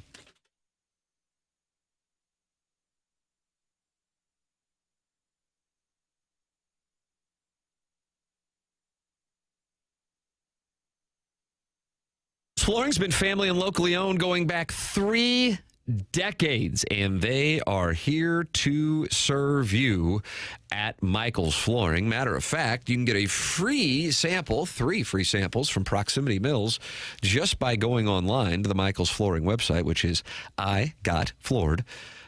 Michael personally takes pride in helping and making sure that his employees are happy and making a great living, and that's why he offers carpet installers $7 a square yard, which is incredible compensation in this industry. If you are interested in being part of Michael's team as a carpet installer, go to igotfloored.com. Michael's Flooring has 3 easy-to-get-to locations in the St. Louis metropolitan area: Creve Coeur, Darden Prairie, and St. Peter's. There's a reason that Michael's Flooring has continued to grow throughout the last 31 years. Employees love working for Michael's. They feel like family, and he makes sure they're taken care of, and this then rubs off to the families buying the products as they know they have the best interests of the buyers at heart. It's Michael's Flooring online at igotfloored.com.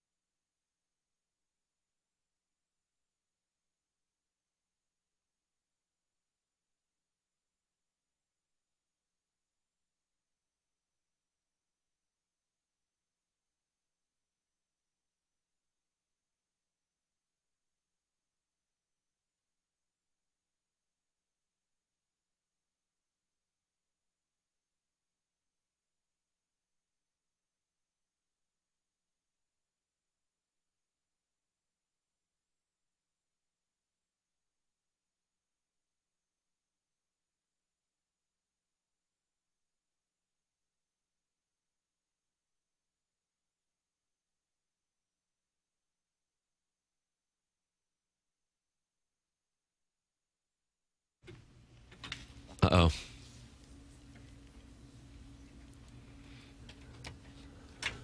Jackson, what do we have here? I'm upset by Drake. Is this you projecting through song? Well, I think I am upset, but there's a lot of people who are upset. Doug, they are not happy. Who's not happy? Where? Boy, take your pick, Martin. A wide variety of choices. And Jackson Burkett has it for us here on the morning after, presented to you by Brown and Crouppen on 101 ESPN and that TMA STL YouTube channel. Jackson, it's a smorgasbord. I think you wear the C on your sweater in this segment and guide us through. All right, let's. I want to start with the Lane train. Not happy with the attendance from the student section against the Washington State Cougars, who played a non-con, but they're not really in a con game, against Ole Miss on Saturday morning, and nearly sprung an upset on the previously undefeated Ole Miss Hottie Toddies. Ole Miss escapes to remain undefeated, but Lane not happy with the students. Yeah. Oh, jeez. We survived, so, maybe you guys have heard me talk about reserved judgment of what's bad and good, and maybe we'll look back and say this was good to have, this game to wake us up and stop, reading where we're ranked and those things, because, like I said, just on the radio, like, ranked 4, we looked about the 84th team in the country throughout that game, so quit reading the rat poison and make plays. Don't get a penalty by hitting a quarterback in the head when we're off the field, and finish drives. We're a morning practice format team that should equate to playing well in the morning, used to, but didn't feel like that. I thought our red zone offense showed up about like our student section did today. Very similar. Wow, I had to wait for it. 66,000 there. They were not happy with the students, Doug. They didn't want any part of the 11 o'clock start for Hottie Toddy. All right, who else is not happy, Jackson? You have a lot of choices. Who else isn't happy? Oh, man. Hugh Freeze isn't happy. Yeah, I kind of understand. I have to be honest with you. A variety of different calls on Saturday night went against Auburn. He's two missed calls away from being 5-1 and a top 15 team at worst. I mean, hell, Notre Dame's got 2 losses and they're in the top 15. Here is the Auburn coach, who Missouri may be able to put an end to his run on the Plains on Saturday night. On the other hand, he can certainly diminish Eli Drinkwitz's reputation by beating the Tigers of Missouri Saturday night. Here's Hugh Freeze. I think it's very clear that we find ways to not win football games, and that's what has to change. And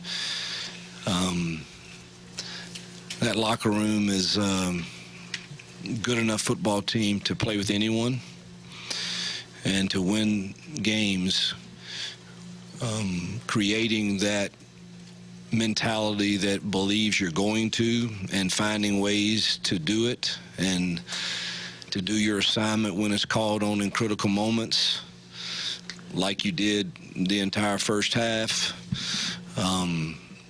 is things that we've got to get corrected if we want to experience the joy of winning these close, tough SEC football games. And that's really the way I see it.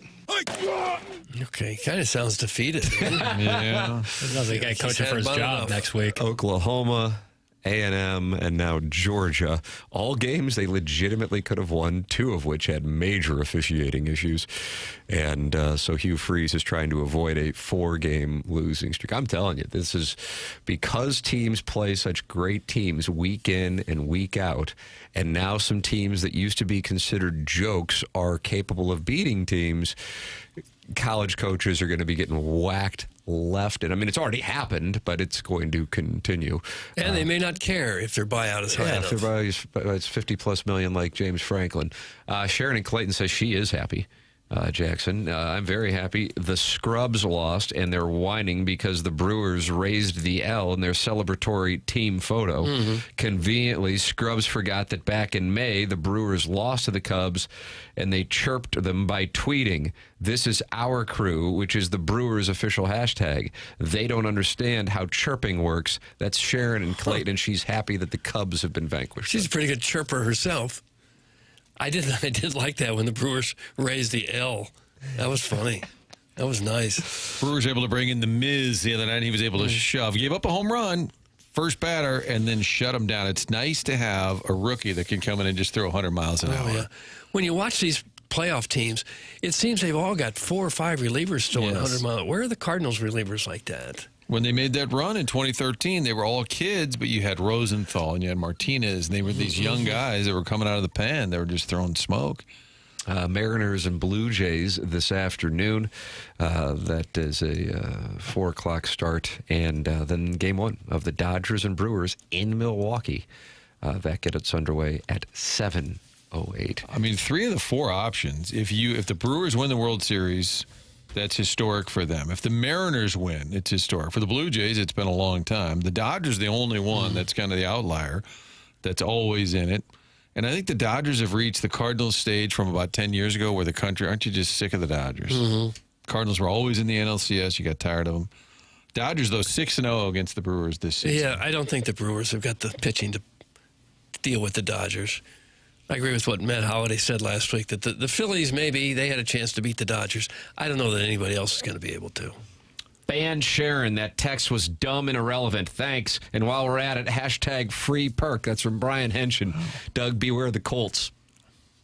Colts look pretty good. Why is he so salty? His Colts are good. He's salty because he's not covering the Colts. Probably still in the high school beat. Williams' hands were shaking.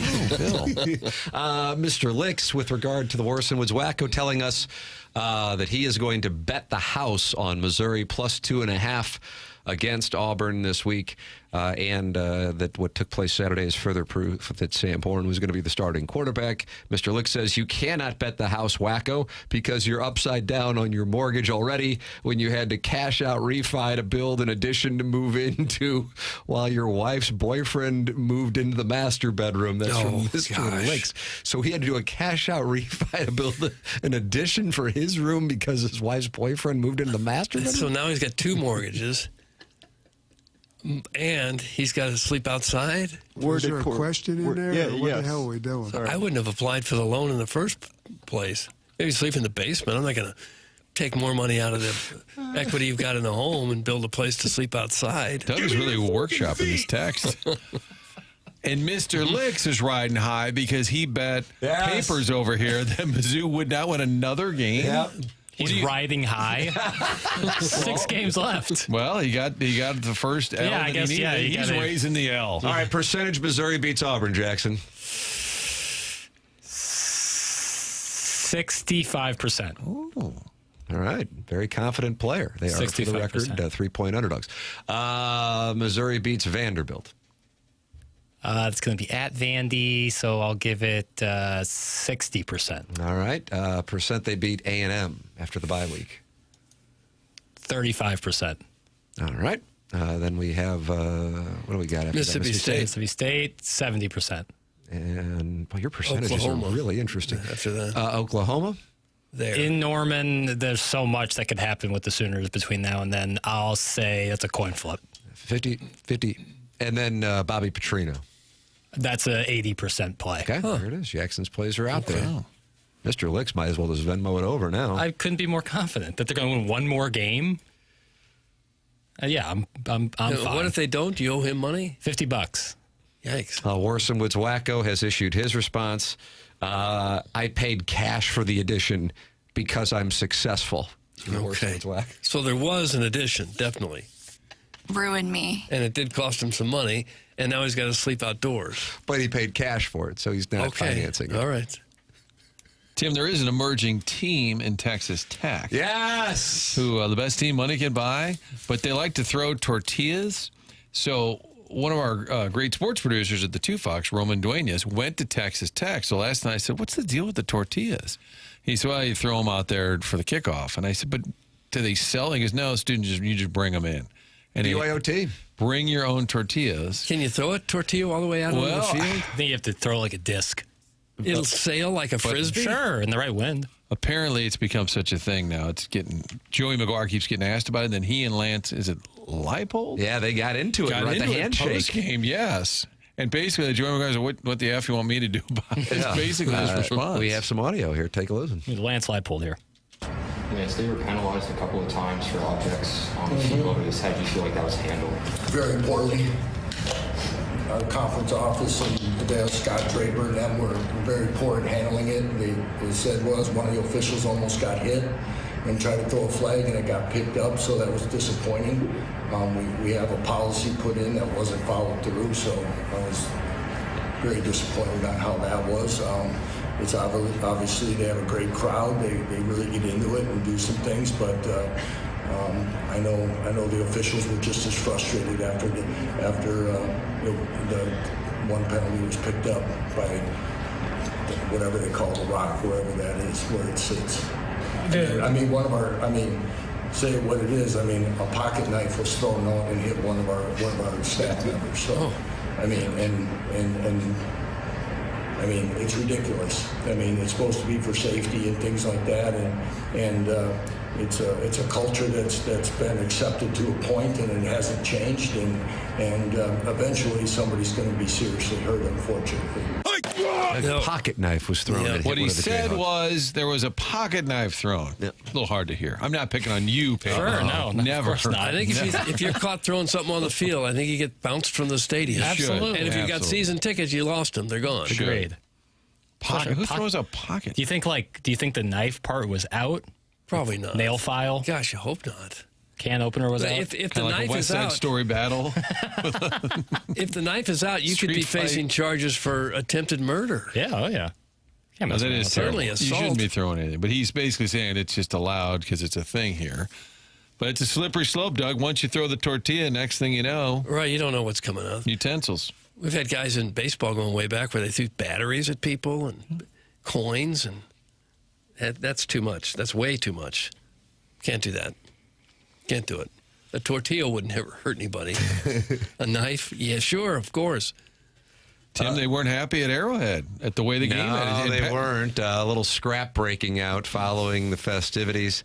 And Dan Campbell apologized. I love this. How about that? Dan Campbell apologizing for what took place at the handshakes. Juju Smith-Schuster just flat out attacked. He really was. I love Brian Branch, but what he did is inexcusable, and it's not going to be accepted here. It's not what we do. It's not what we're about. I apologize to Coach Reed and the Chiefs, and and Schuster. That's not okay. That's not what we do here, and it's not going to be okay. He knows it. Our team knows it, and so that's not what we do. I love that. Yeah. Mahomes tried to high-five Branch as they're walking off the field, and Branch refused to high-five him. So I guess Juju Smith-Schuster stepped in and said, "What are you doing, Branch?" And that's when Branch kind of whacked him across the face. Yeah. Yes, and Schuster kind of maybe he got caught off guard, but he looked like he had been knocked out in a heavyweight fight. They kind of surprised him. He landed like a sack of potatoes. I think we got to teach these kids about the Woody Hayes move. That slap across the face isn't going to do its thing. It's a simple thumb thrust underneath the helmet, right in the Adam's apple. That's where you hit a guy. You can talk it over and decide whether or not you want to fight somebody in the Michelob Ultra YouTube chat. That's where it's been going on throughout the morning. YouTube.com/TMASTL. That's presented to you by Michelob Ultra. Then you can text into the program and discuss whether or not you want to fight one of us, or all of us for that matter. 314-399-9646. And email in for our Design Air Heating and Cooling email today, the morning after, at InsideSTL.com. The Colonel, Gabe DeArmond, is going to join us coming up at the top of the 9 o'clock hour. The 9 o'clock hour brought to you by Mark Hanna of Evergreen Wealth Strategies. Mark Hanna is online at evergreen-ws.com, and he is somebody that I recommend wholeheartedly. Jackson, what's your slogan for Mark Hanna? How much do I like Mark Hanna? I work with him. Oh, wow. Well, that is brilliant. It's like, remember Victor Kiam saying, "I like the company so much I bought it." Yeah. Might Is be that a what you're little before your insinuating? time. You're gonna go to No. Las Vegas and buy out Mo Green? You're gonna go to Mark Hanna and buy him out? Yeah. 314-889-0503. The importance of having a financial advisor cannot be overstated. For our younger listeners, it gives you a plan and something to focus on with your income and make sure that you are put in good position as you grow. And if you are older and you're sitting there going, man, I just don't know where I am, how close I am, what I need to be doing, somebody the caliber of Mark Hanna can truly help you out. 314-889-0503. Make that phone call and you'll feel better about your situation just by having made the phone call because you've taken that step. Or go online at evergreen-ws.com. That's Mark Hanna, Evergreen Wealth Strategy, sponsor of our 9 o'clock hour, where Gabe DeArmond is going to join us here coming up on the other side of the break. It's TMA 101 ESPN.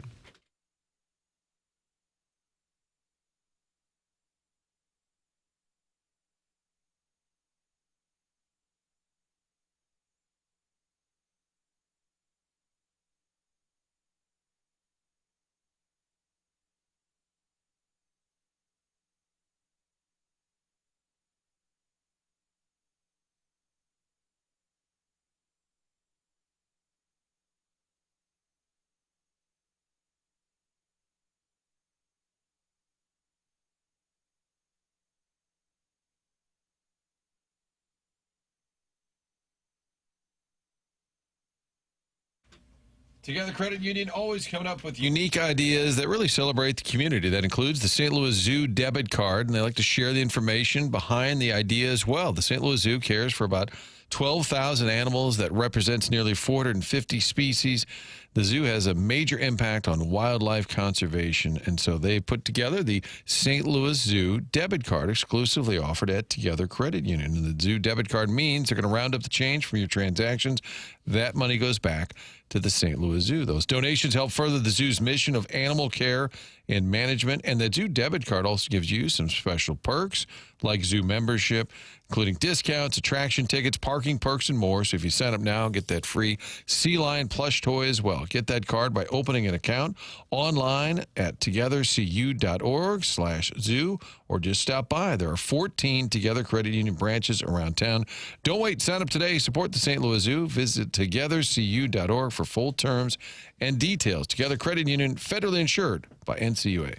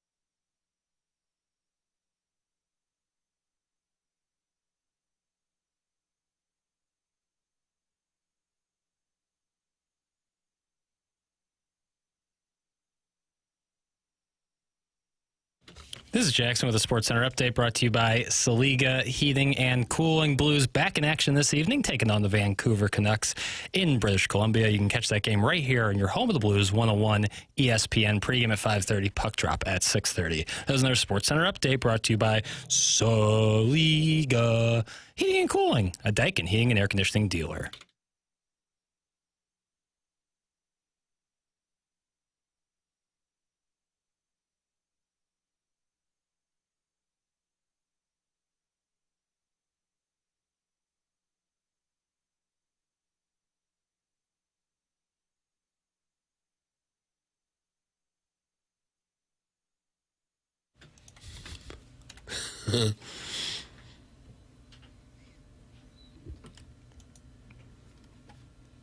Kalen DeBoer didn't know what hit him. No. You hear that song? I'm surprised Alabama didn't just pack up and go home. Jackson was sitting with the fan base of Alabama somehow. Oh, my God. About 22 combined teeth in the row behind me. No. I'm just saying what I saw. Whoa! Saying that more gold chains than teeth. Oh, you went to the lake? Yeah, very similar vibes. It's TMA 101 ESPN. James Carlton presents The Colonel every Monday and Friday here on the morning after 101 ESPN and the TMA STL YouTube channel. And joining us right now, ladies and gentlemen, from Power Mizzou, his postgame show made my drive back from Columbia Saturday afternoon fly by. The Colonel, Gabriel P. DeArmond. Morning, Colonel. What's going on, guys? Well, there's a lot to talk about here on the program. Plenty of Missouri fans are disappointed, and then those who loathe Missouri are celebrating and trying to further irritate the Missouri fans. Doug, that's the state of the union here on TMA this morning. How are things going on the Power Mizzou message board? Overall, not bad. I think with 36 hours to digest it, a lot of people are coming away from this saying, we played a C game and could have and maybe should have beat Alabama. That's not bad. Missed opportunity, definitely. I do think there are a couple of myths that, people make up their mind what happened, and it doesn't really matter what they are told afterwards. They've just decided this is the problem and this is who needs to pay for it. It is, in general, in football, the offensive coordinator, and I think that is what people believe here. And one of the things that I think you're focused on, you and I were texting about it yesterday. You wrote a column specifically about it, is why Ahmad Hardy only wound up with 12 carries. And so you went through and broke down the opportunities there, and you did not come away with that conclusion that Missouri didn't run it enough, I guess, for lack of a better term, because the opportunities were not there, in part because of time of possession, and then also the offensive situations. So if you would, sir, elaborate on what you discovered. Well, let's be clear. They didn't run it enough, but that wasn't because they just decided we're not going to run it. They had 32 plays in the first half, I believe, or close to that. It was something like a 21-11 run to pass split. So they ran the ball plenty in the first half. They came out, they get the immediate turnover. They run 3 straight times, score the touchdown. They are tied at 17. Everything is going the way they want it to.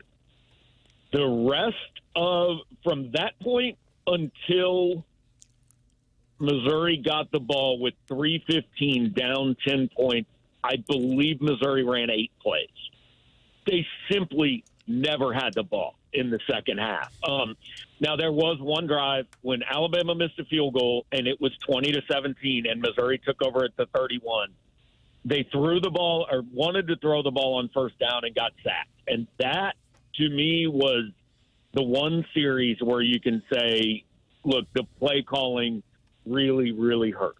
They were down 3 points with 9 minutes to go, and they threw 3 straight passes, or tried to throw 3 straight passes. Now, you can make an argument, 2nd and 12, what choice do you have? 3rd and 12, obviously you have to throw. But I would go back to that first down play call. But we've reached a point where people just treat this as you expect perfect. Like, if the offensive coordinator can't make a bad call the whole game without us saying he lost the game, then there's not an offensive coordinator in the country that should be fired. And I want to be clear. I'm not saying that Kirby Moore was perfect. I'm not saying he couldn't have been better. I'm just saying I believe an outsized portion of the blame has been placed on him. I went back and I watched the game and I took all of these notes. I thought that there were multiple times. I was surprised that they went with the pass on first down, certainly the one that you're citing after the Connor Talty missed field goal. And then one I want to isolate in on, because I was reading your thread on Power Mizzou after you had gone through it, was the third down. And this was in the third quarter with 10:27 left. Missouri started off at their own 10. Hardy picked up 2 yards. Now at this point, he's at 10 carries for 46 yards, which, by the way, means he only ran the ball 2 times. The remaining 20. He didn't have a carry in the last 13:55 of the game. Yeah. Didn't have, how about that, Doug? Didn't have a carry in the last 13. I don't like it. And then 2 carries in the final 25 minutes. The next play is a screen to Marquise Johnson. He picks up 6. So that sets up 3rd and 2, Missouri at their own 18. Now, what stands out to me about that play, and I know we're ISOing in on here, and there were 55 plays run, but I want to ISO in on this one because they go with an empty backfield on 3rd and 2. Hardy's on the field. He's on the near sideline, lined up as a receiver. And then Prabula with a couple of guys who are, again, open. You have to go back and watch it to see it. But, I mean, they're crystal clear. Coleman was open on and out big time on the far sideline, the Alabama sideline. And then Hardy shows frustration at the bottom of the screen, which we will get to with Marquise Johnson. And I was just really surprised not only by the choice to not have a running back in the backfield on 3rd and 2, to have Hardy lined up as a receiver in that spot, that they went to Norfleet, who was clearly covered, a good pass break up there by Alabama. And then again, it kind of speaks to a macro issue, which is Prabula not going through his progression. So the reason I ISO in on that, because I feel like that's a one play that speaks to a variety of issues. And then Missouri, it's incomplete. They punt it away. Your thoughts on that play, the formation, and execution? Yeah, all fair, and I didn't get into that play because when I went back through play-by-play, like the play-by-play was messed up. It was. And it gave Marquise Johnson a first down on that, and it said the Norfleet throw was 1st and 10, and they punted on 2nd and 10.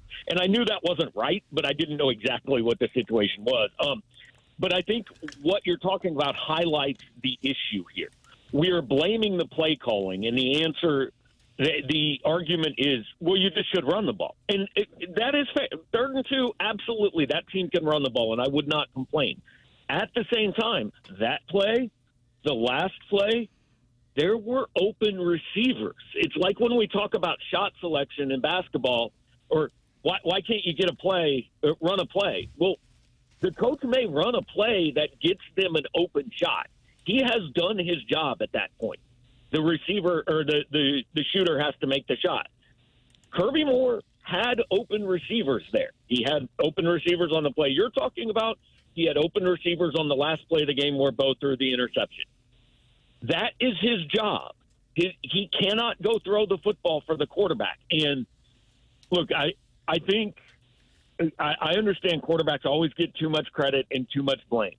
But quite simply, that game was won and lost by quarterback play. Ty Simpson has been better at times this year. He was not perfect. But when his team had to have it, he was incredible. He made, on 4th and 7, Toriano Pride had good coverage. And he simply got beat by a perfect throw. We're talking about a few times where Bo Prabula had guys. And the way Cody Goodwin put it on our show, all you got to do is hit the easy button. All you got to do is make the easy throw to the guy that's uncovered, and he wasn't doing it. Now, look, I can't say whether that's because he didn't go through his reads, because he was panicked, because he was nervous, because he was hurt. I don't know the reason, obviously. And they're not going to tell us that. Like Eli Drinkwitz after the game all he was going to say was, this is my fault. And I respect him for it. He's not going to throw his players under the bus. Everybody that watched that game, including Bo Prabula, said afterwards, look, I wasn't good enough. That's where the game was decided. There was that play late in the first quarter where Prabula rolled to the right and threw about a 40-yard pass. I think it was Johnson, might have been Coleman, who was wide open and missed by 10 yards. Made me think maybe there's something wrong with him physically. Do you think that might have been the case or no? It is possible. Look, there were rumors. They're never going to tell us. I mean, we're going on 3 consecutive seasons of finding out after the season that a Missouri quarterback was hurt. So who knows? But that play, in the moment, it was. I kind of made a big deal out of it, and then I kind of forgot about it until almost the end of our post-game show. And, you know, I think one thing that we have gotten so used to watching Josh Allen and Lamar Jackson and Justin Herbert and Patrick Mahomes, they make that throw, right? Off platform, on the run. It's the new thing in college football, or in all of football, is the quarterbacks who can make that play. And I don't know whether it was health or not, but, I mean, Johnson was open. When Bo let the ball go, I thought this is a 50-yard gain. And like you said, it was not. It was 10 yards out of bounds. And is that health? Is that, hey, this is a college quarterback making the 6th start of his career, and that throw is a lot harder to make than we will give it credit for? Probably some combination of the two. But, yeah, that was a huge missed opportunity, no question.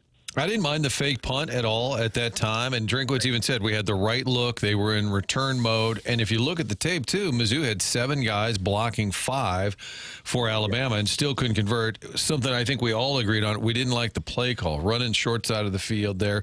But in terms of, I didn't, and some people have texted in, that punt killed me. I can't believe they did that.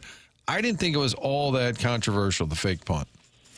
I didn't mind it. The only reason I would mind that punt in most situations on that, I think if you're going to go for it, why don't you leave your offense on the field? However, on Saturday, Missouri's offense had not been doing anything.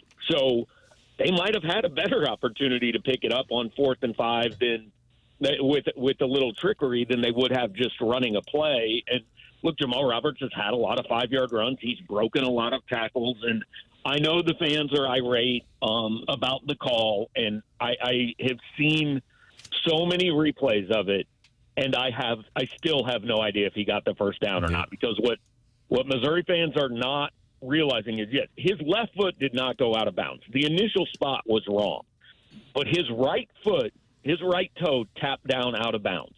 There's not a single camera angle that will prove to you where the ball was when that happened. Whatever they called on the field was absolutely going to stand because there simply wasn't a way to reverse it. Gabe DeArmond is our guest. He joins us every Monday and Friday at 9 o'clock here on TMA, presented to you by James Carlton of the Carlton State Farm Insurance Agency. James is online at carltoninsurance.net, 314-961-4800. He's my insurance agent and has been since 2019, and you will get 455-star reviews when you type him in a Google search. Jamie Rivers just made the switch 3 weeks ago, and James started saving him thousands of dollars a year. He's a longtime sponsor on Power Mizzou as well. James Carlton of the Carlton State Farm Insurance Agency, 314-961-4800. Colonel, let's talk about the last play that mattered, Missouri's final play from scrimmage. I was not aware of this being at the game. I didn't see it. I just thought it was another seam route in which, like with Coleman, didn't turn around quickly. That there was another miss by Prabula, and that Missouri just blew it on that yet again. And then listening to your post-game show, I heard you and Cody and your listeners talking about how open Marquise Johnson was. And then going back to watch the game, it's startling because that was the second time Martin brought up Doug brought up the Johnson being open in the first quarter on 3rd and 4, that Alabama's secondary had done what we worried Missouri's secondary would do, and that is just leave a wide receiver wide open. In this case, it was Johnson yet again, and Prabula just dials in and never even looks around. Johnson, at the very least, picks up a first down, and they are in field goal range. There is a chance, because the nearest Alabama defender was 15 yards away from him, and it's going to be one-on-one between him and the end zone, that he runs it in for one of the most dramatic plays in Missouri football history, and Prabula never looked his way. Before he even threw the ball, Johnson's arms are up in the air, and then he is clearly exasperated and shows it. There's that play, but then I also want to ask about how vocal Johnson was throughout the game with his frustration on the passes that were thrown high and or the ones that Pribula just missed receivers who were open, because Hardy displayed that on that 3rd and 2 play that Norfleet had broken up. I wonder about seeing Missouri receivers being that demonstrative with their frustration. Your thoughts on that final play? Yeah, let's hit that part first. It's not ideal, but I also understand it. I mean, Marquise Johnson is standing there. Like I wrote a part of my 10 thoughts this morning was breaking this down, multiple screenshots, and like literally at the snap, the guy who should be defending Marquise Johnson turns his back to Johnson and heads to the middle of the field. I mean, there's nobody. So I do understand it. You know, if it becomes a common thing, if it carries over to practice in a relationship, it's a problem. If it's simply a guy being angry that he felt like he was going to go win the football game and didn't get a chance to do it, I understand it.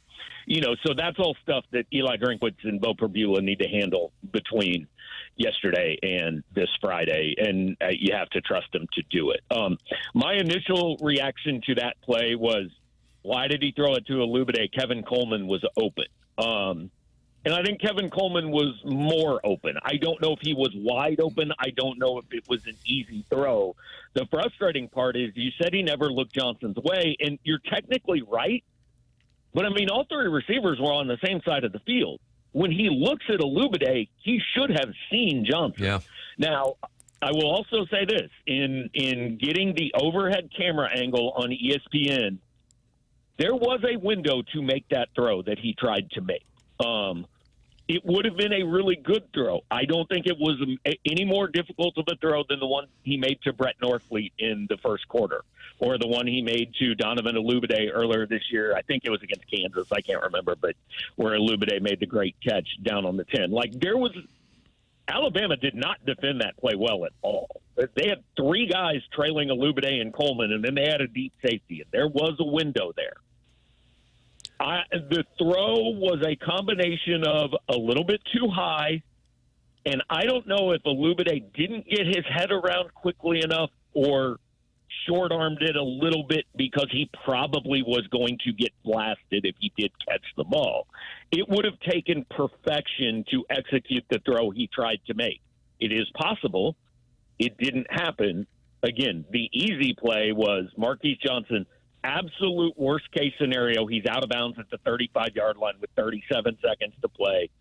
You've got, 4 or 5 more offensive snaps and then an attempt to send the game into overtime. So it kind of like the Kirby Moore thing. I am not defending Bo on this. I'm not saying Bo made the right play. He didn't. But in looking at it, it was a more makeable play than I initially thought. Gabe, we were talking earlier about the ESPN announcers, the Sam Horn injury obviously made it clear Pribula's the guy, but it was the 2nd or the 3rd game where they kept saying, well, Sam Horn won the job, but Pribula is now the guy. That was said multiple times by these broadcasters, and only assumption would be that they heard that in production meetings or talking to Drinkwitz. But going back to the whole quarterback battle, it was sort of a mystery, right? When Pribula came here, we thought he's the guy. Drinkwitz says it's a competition. And I don't remember in camp, other than he said, we'll have a decision. Well, we'll see how it goes in the first game. There was never really anything declarative from Drinkwitz, was there, about the quarterback battle?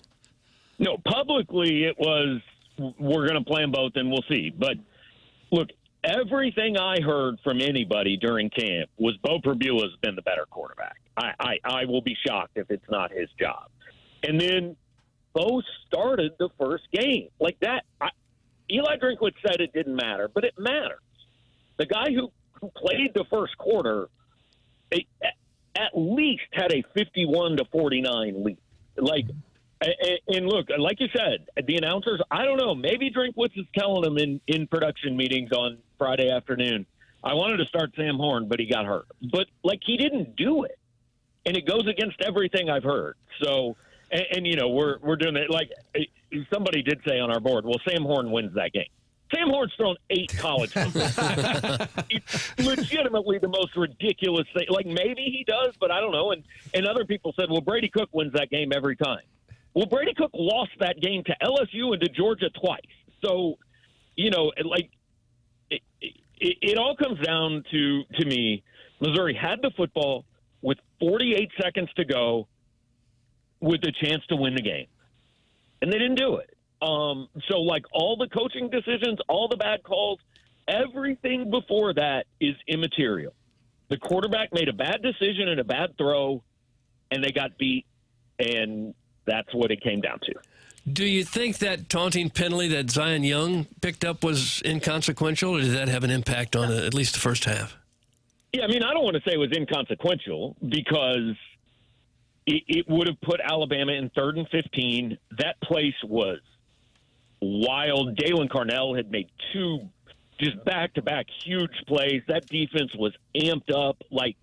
If they punt the ball back to Missouri and Missouri gets the ball at its own, let's say 35, 40-yard line with a 7-0 lead with an offense that had just hummed down the field, yeah, it's possible the whole game's different, but this is what we do. You guys remember the A&M game last year that Missouri didn't even belong on the field, and everybody wanted to say, well, it was that penalty with 13 minutes left in the first quarter. I've got a hard time saying that. Could it have changed the entire game? Sure. We have absolutely no idea if it would have, but it's like the Horn for Beulah thing. Because you can't be proven wrong, it feels good to say, well, that call, let's be clear, I think it's a soft call, and I hate that they make it. But that rule. They're going to call that 100 times out of 100. That's Zion Young's fault, not the officials. Gabe DeArmond with us here on TMA 101 ESPN, brought to you by James Carlton of the Carlton State Farm Insurance Agency, online at carltoninsurance.net. Final line of questioning here. James Franklin whacked yesterday. I think there are a number of coaches, and I think it's just the nature of college football now with teams losing games that fan bases are surprised to see them losing. Certainly Northwestern and UCLA in 2025 are extreme examples of that, but I think you could have a number of guys in the SEC seeing their stocks trend down to the point that they get terminated. Missouri's going up against one of them this weekend. Eli Drinkwitz and these job openings. What are your thoughts on all that is going on with college football, the Penn State job, who knows what else is going to be opening up, and Drinkwitz? He's going to be on every list. He will get a call from Penn State, may have already gotten a call from Penn State. If Billy Napier is fired, he will get a call from Florida. If Hugh Freeze is fired, he will get a call from Auburn. He will 100% be on every single list, and that's a testament to the job he has done here. Ultimately, this will not really be a financial thing. He's the 10th highest paid coach in college football. He's making $9.25 next year. If somebody comes in and says, we'll pay you $12, Missouri would find an extra $2.5 million, and they would pay him. So it won't be a financial decision. The only question that Eli Drinkwitz has to answer is quite simply this.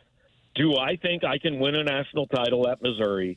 And if not, do I think I can win one at this place that's offering me a job? If he leaves here, he will never say it out loud. But the tacit message is this coach does not think he can reach those heights at this place. That's really all there. And look, we don't know his thinking. He's not going to share it with us. It's not even worth my time to ask him about hey, your name's on lists. I know what he's going to say. He's going to ignore it. I'm coaching a football team. We're chasing a playoff. I don't even want to talk about that. That's what he should say, and so it's not worth me firing a bullet on that one. I'm not I don't really think he fits at Penn State. And we're having these conversations about him, about Lane Kiffin, about Kurt Cignetti. 10 years ago, Ole Miss, Missouri, and Indiana are worse jobs than Penn State, Florida, and Auburn. I don't think there's any question about it. Today, where you've already got it up and running, where you have the NIL money and the revenue share money flowing into your program, I'm not at all sure those are worse jobs to go. Penn State's a little bit different. Penn State's not exactly a rebuild. Penn State's just too awful. I don't know if I've ever seen 2 awful weeks get a guy fired, but that's what happened. But, do you want to go somewhere and have to start this process if not over, at least behind where you're at right now. If it was me, I wouldn't, but I'm not him. There it is. Gabe DeArmond, PowerMizzou.com is where you can read them. And, of course, the post-game show, which will be a late-night affair this coming Saturday with Missouri and Auburn getting underway at 6:45. Colonel, always appreciate the time and the perspective. Thanks so much. All right, thanks, guys. There he is. That's Gabe DeArmond with us here on 101 ESPN and the TMA STL YouTube channel. You're welcome to give your thoughts on what he had to say in the Michelob Ultra YouTube chat, TMA STL YouTube channel, and by texting into the Air Comfort Service text inbox, 314-399-9646. Or email in. Martin, you are a Design Air Heating and Cooling fan, as Doug and I are as well. Design Air Heating and Cooling, email the day, designairservice.com. It's really the perfect combo. You have employees that are happy. You have customers that are happy. That means they've been doing it right for a long time, more than a century now. Design Air Heating and Cooling here in St. Louis. It's been really pleasant the last few weeks. It's going to stay pleasant for a little longer, but eventually winter is just around the corner. The best thing to do is get that tune-up ahead of time. Don't be surprised when it's freezing cold out and things act up with your furnace. Get that tune-up. Set up that appointment online, designerservice.com. Make the appointment and know when they come out to your home. They're just going to get things done right. No upselling. They don't do that. Seth Goldcamp, in fact, works with the team to make sure they understand what the mission is. And then they send them out. Doug's guys, Larry, is it? Yeah, he's a Silver Fox. Steve. Larry's the Silver Fox. Okay, but now there's like a competition over there. Yeah, the dashing Steve has been to my home a couple times. We've started. Highly regarded. Wow, the Furnace Bachelor. Unfortunately, these guys are probably happily married. We've made this into a whole thing that it's not. The bottom line is they do a great job. You'll be pleased, and we love when you share those stories. So many folks have done that, written in, texted in after the fact, knowing that they had a great experience with Design Air Heating and Cooling, a company you can count on. There it is. Design Air, send yours in the morning after at InsideSTL.com for our Design Air Heating and Cooling email today. It's TMA 101 ESPN.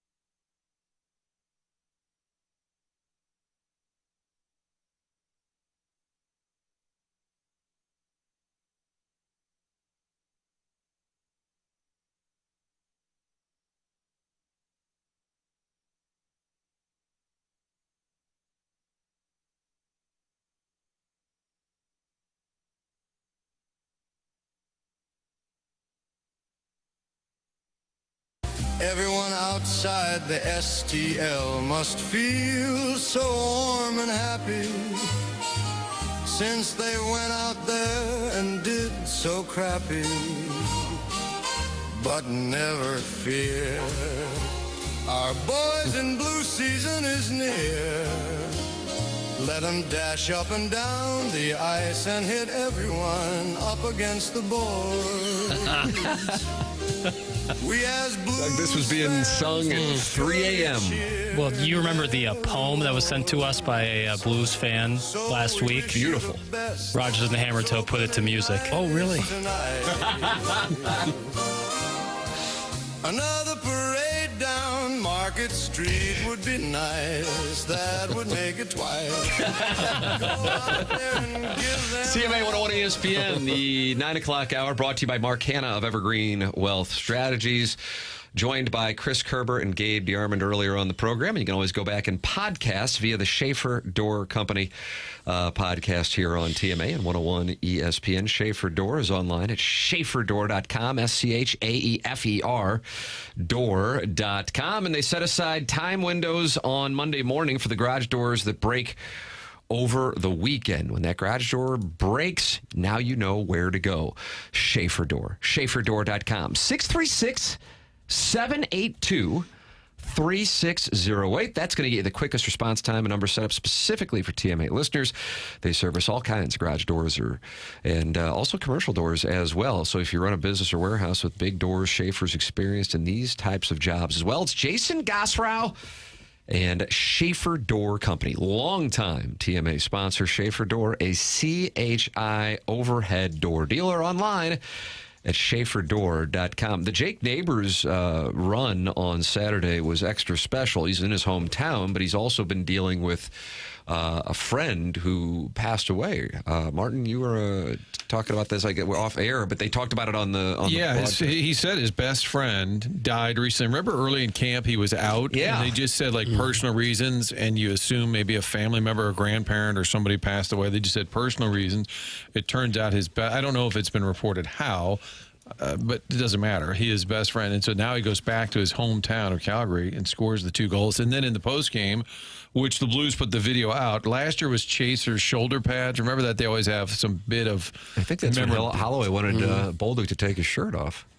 When he was getting the shoulder pads. But this year they're giving away Bernie Federko's stick from his 1,000th game. Nice. So they got Federko's stick, and Shen is in the locker room doing all this and then goes over to Jake Neighbors and kind of pats him on the head and hugs him. And so it was clearly an emotional day for Jake Neighbors. Jake Neighbors talking about going back to his hometown and having this kind of performance.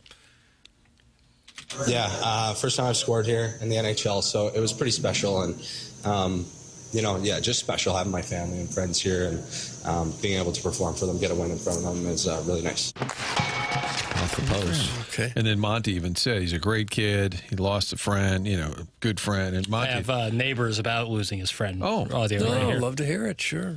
Yeah, I mean, everything I'm doing is for him. He's my best friend, and I know he was with me tonight, watching over me, and just continue to play with a heavy heart for him. And I thought Monty almost got emotional. He said, just talking about how much he loves Neighbors. Yeah. And then he said this kid's going to have a letter on his sweater. I heard that. Whether it's a C or an A. Wow, well, Papers indicating. Papers is on it. Okay. He was really tenacious. It's his hometown, and he's had a really good friend pass away, so it was an emotional moment for him, not just because it's his hometown, but, he's been dealing with a little bit of loss, and that's not easy. But he's a tremendous character kid, someone that I'm sure will wear a letter here one day. He's only sweater. He's only 23. And is it possible? This was his 5th year with the Blues. Way back in 21-22, he played in 1 game, but he was here, part of it. Just carries himself like a veteran guy, pretty tight with Shen. And he doesn't even get talked about. It's Holloway this, Kyrou and Thomas. Mm-hmm. And all of a sudden you got Neighbors just kind of hanging around, who's actually a pretty good NHL player. And I do think, not to always compare the Blues and the Cardinals, but it's amazing. And the Blues, for the most part, have picked in that kind of 20-ish range. It's amazing how many of their draft picks just come up and perform. And that's the lifeblood of a franchise in what's not a big market. Tim, do you have time for a little housekeeping? I do. Doug, I know, does not. Yeah, Okay, well, fresh out of time. I would like to issue an apology. Oh, my gosh. And I may take some time away starting around 10 or 10:02, whatever. The Brewers swept the Dodgers 6-0. I read that stat wrong. So the Brewers won the season series over the Dodgers 6-0. I believe I said that. You're going to take time away because of that. How much time does that require? Like just about an hour a day. Oh. Okay, 10-ish. Okay. And to Packer fans who were irate with the 2 Fox yesterday, we got a lot of calls. A couple of emails because we weren't showing the Packers Bengals tilt in the afternoon.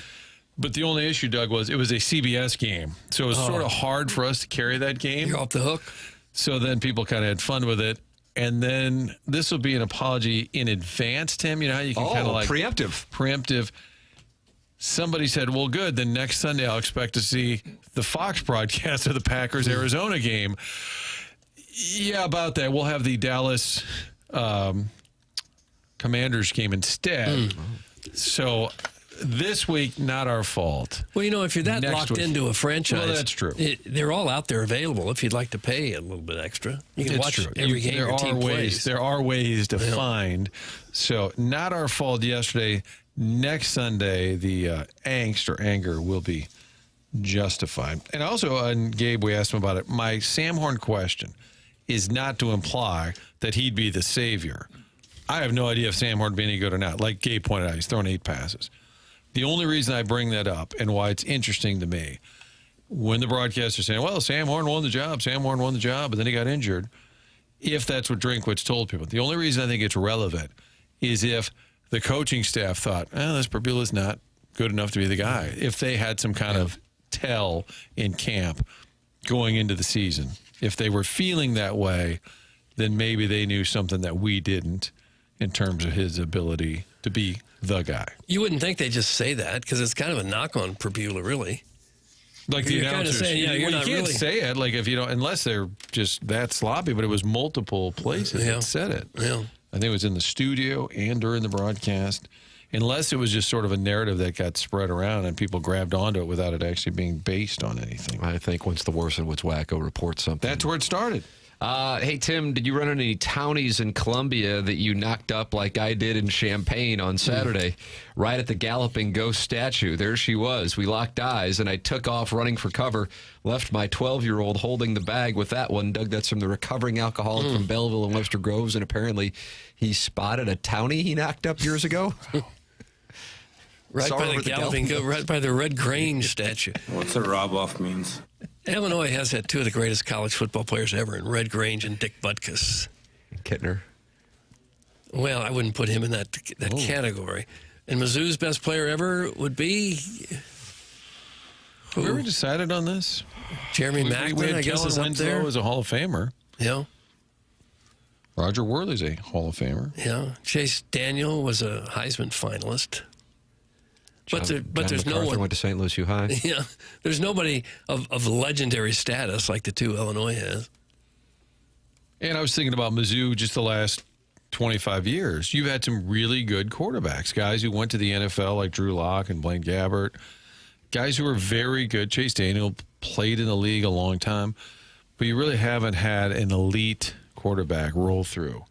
A Peyton Manning type, or just an absolute legendary quarterback. And that is something that they got into on the postgame show with Gabe DeArmond and Cody Goodwin on Saturday, Martin. Because Gabe, a lot of the criticism, as is still the case here, and that's fine. People, are welcome to their opinions. I wanted to come in with as much information as I could by rewatching the game, and then, seeing/hearing it through the lens that most people did by watching it on television.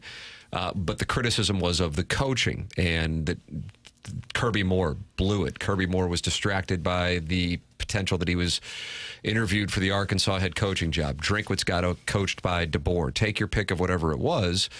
And specifically on that, Gabe said the criticism that I would agree with is that Drinkwitz came in with the reputation as being the quarterback whisperer.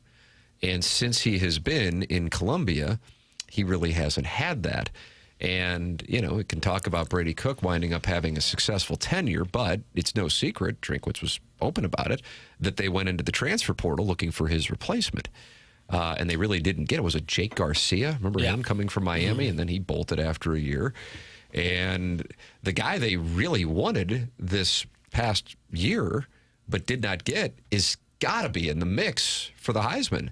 And he's in Bloomington, Indiana. And he chose to go play with Curt Cignetti in the Hoosiers and not come to Missouri. I'm talking about Fernando Mendoza and what he has done so far in, beating the hell out of Illinois and then going to Eugene and beating the Ducks.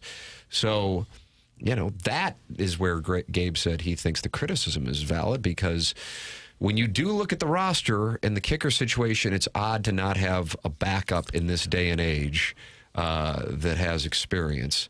But that is, of course, a byproduct of an injury to a kicker. That's an outlier. But at quarterback, that they're in the position that they're in, part of it, sure, is Sam Horn's injury, but also, this is Bo Pribula, and when he was finally going up against a good defense, he struggled. I really do wonder about the health thing. Because he looked so good against Kansas. I realize it's Kansas and not Alabama. It's not lost on me. But that he kept missing throws high, that's just so odd. And how badly he missed Marquise Johnson in the first quarter on 3rd and 4. It's just odd to me. What was the rumored injury? Was it hand? Yeah, Wasn't that he got hurt in the Kansas game. Make sense. Yes. If you were injured with your hand, your throws could be off. Which was something that happened to Brady Cook. Mm-hmm. And again, there's no value in them telling you that right now. Oh, he's got a injured hand. They don't want to tell you that. I understand that. But eventually, if it comes out, you're like, oh, no wonder. It explains it. But in the moment, you have no reason to believe he's not healthy, so you're going to be mad at how he performed. And I think Pribula, we didn't know a ton. He didn't play a ton at Penn State. Yeah. Sometimes during the course of a game, too, you take a shot to the head, you get knocked around, you're not thinking as clearly as you would. That happens. We saw that. Remember that happened to Kurt Warner.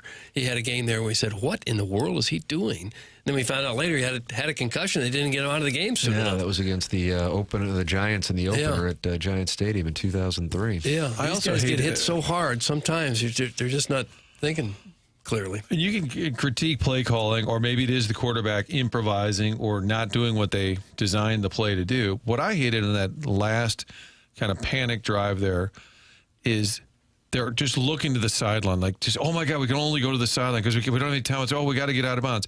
You can throw one down the middle, although that backfired.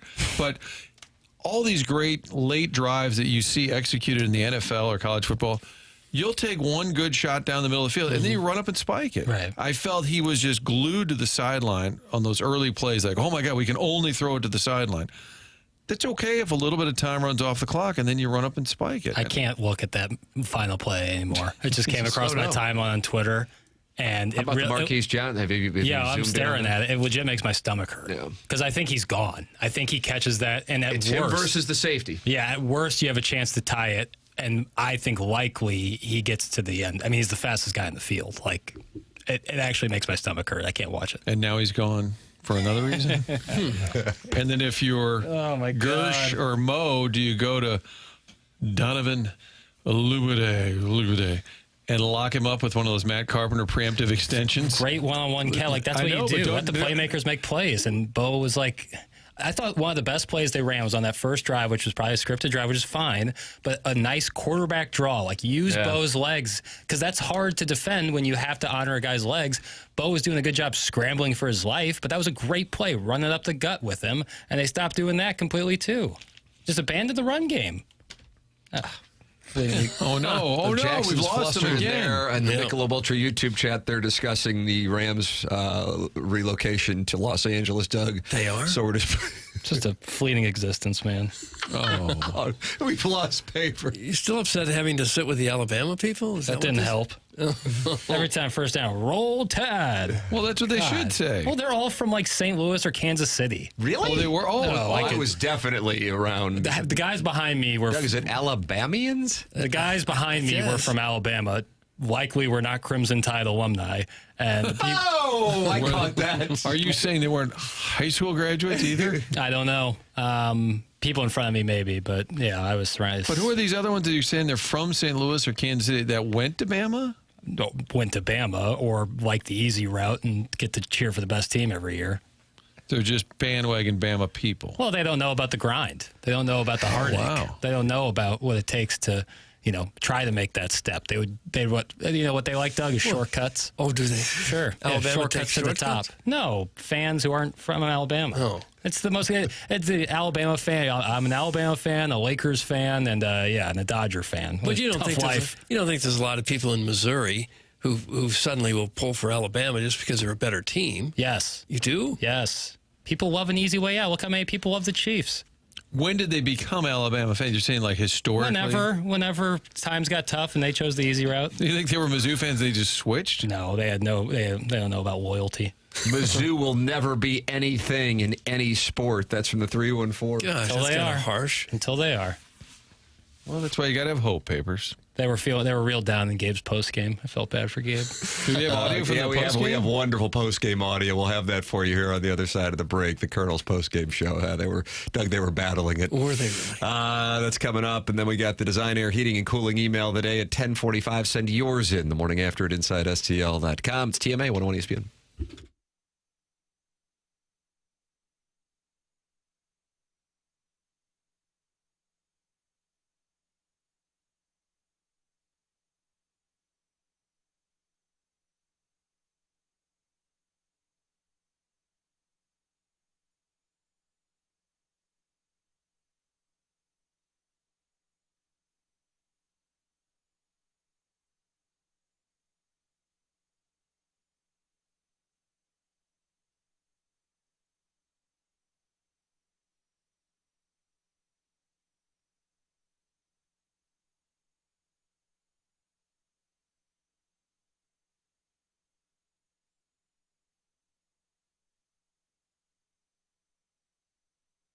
Oh, I got to tell you, Papers needs a little time off. He needs to go to Scotland. Next summer, we are headed to spectacular Scotland with Colette. They've been putting together travel packages for more than a century, and when Colette handles it, everything is taken care of. The flights, the meals, hotels, local experiences. Instead of getting online and just trying to piece it all together, hoping it works out, go with the trusted pros, and I am looking forward to this. June 15th is when we head to Scotland, starting in the beautiful capital city of Edinburgh. We'll also visit Glasgow. You've seen pictures and videos over the years of what Scotland is like. Experience it for yourself. We'll check out a historic whiskey distillery, have some wonderful meals out, go to the legendary Isle of Skye, visit the amazing Orkney Islands, cruise on the lovely Loch Ness, and check out the landscapes of the Highlands. Again, all details taken care of by the folks at Colette. Don't miss out. Join me and our friends at Altair by calling them at 314-968-9600. 314-968-9600. You can find out more at 101ESPN.com. Learn more there or call Altair Travel about this great trip to Scotland. 968-9600.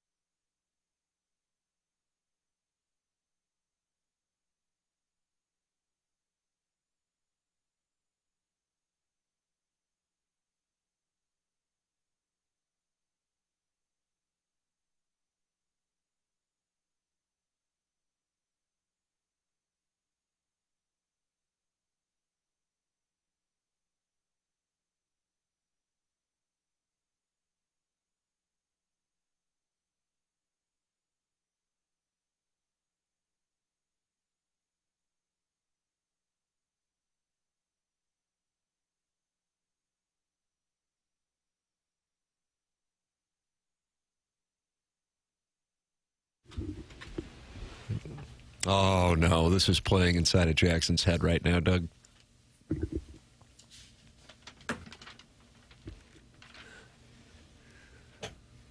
Did you sit in darkness on Saturday night with Mark and listen to this? No. We drove home pretty quickly afterwards. Just you and Mark. I guess I'll have to say it for the 8th time. Mark was not there. Is he cis? Yeah. Mark. Okay.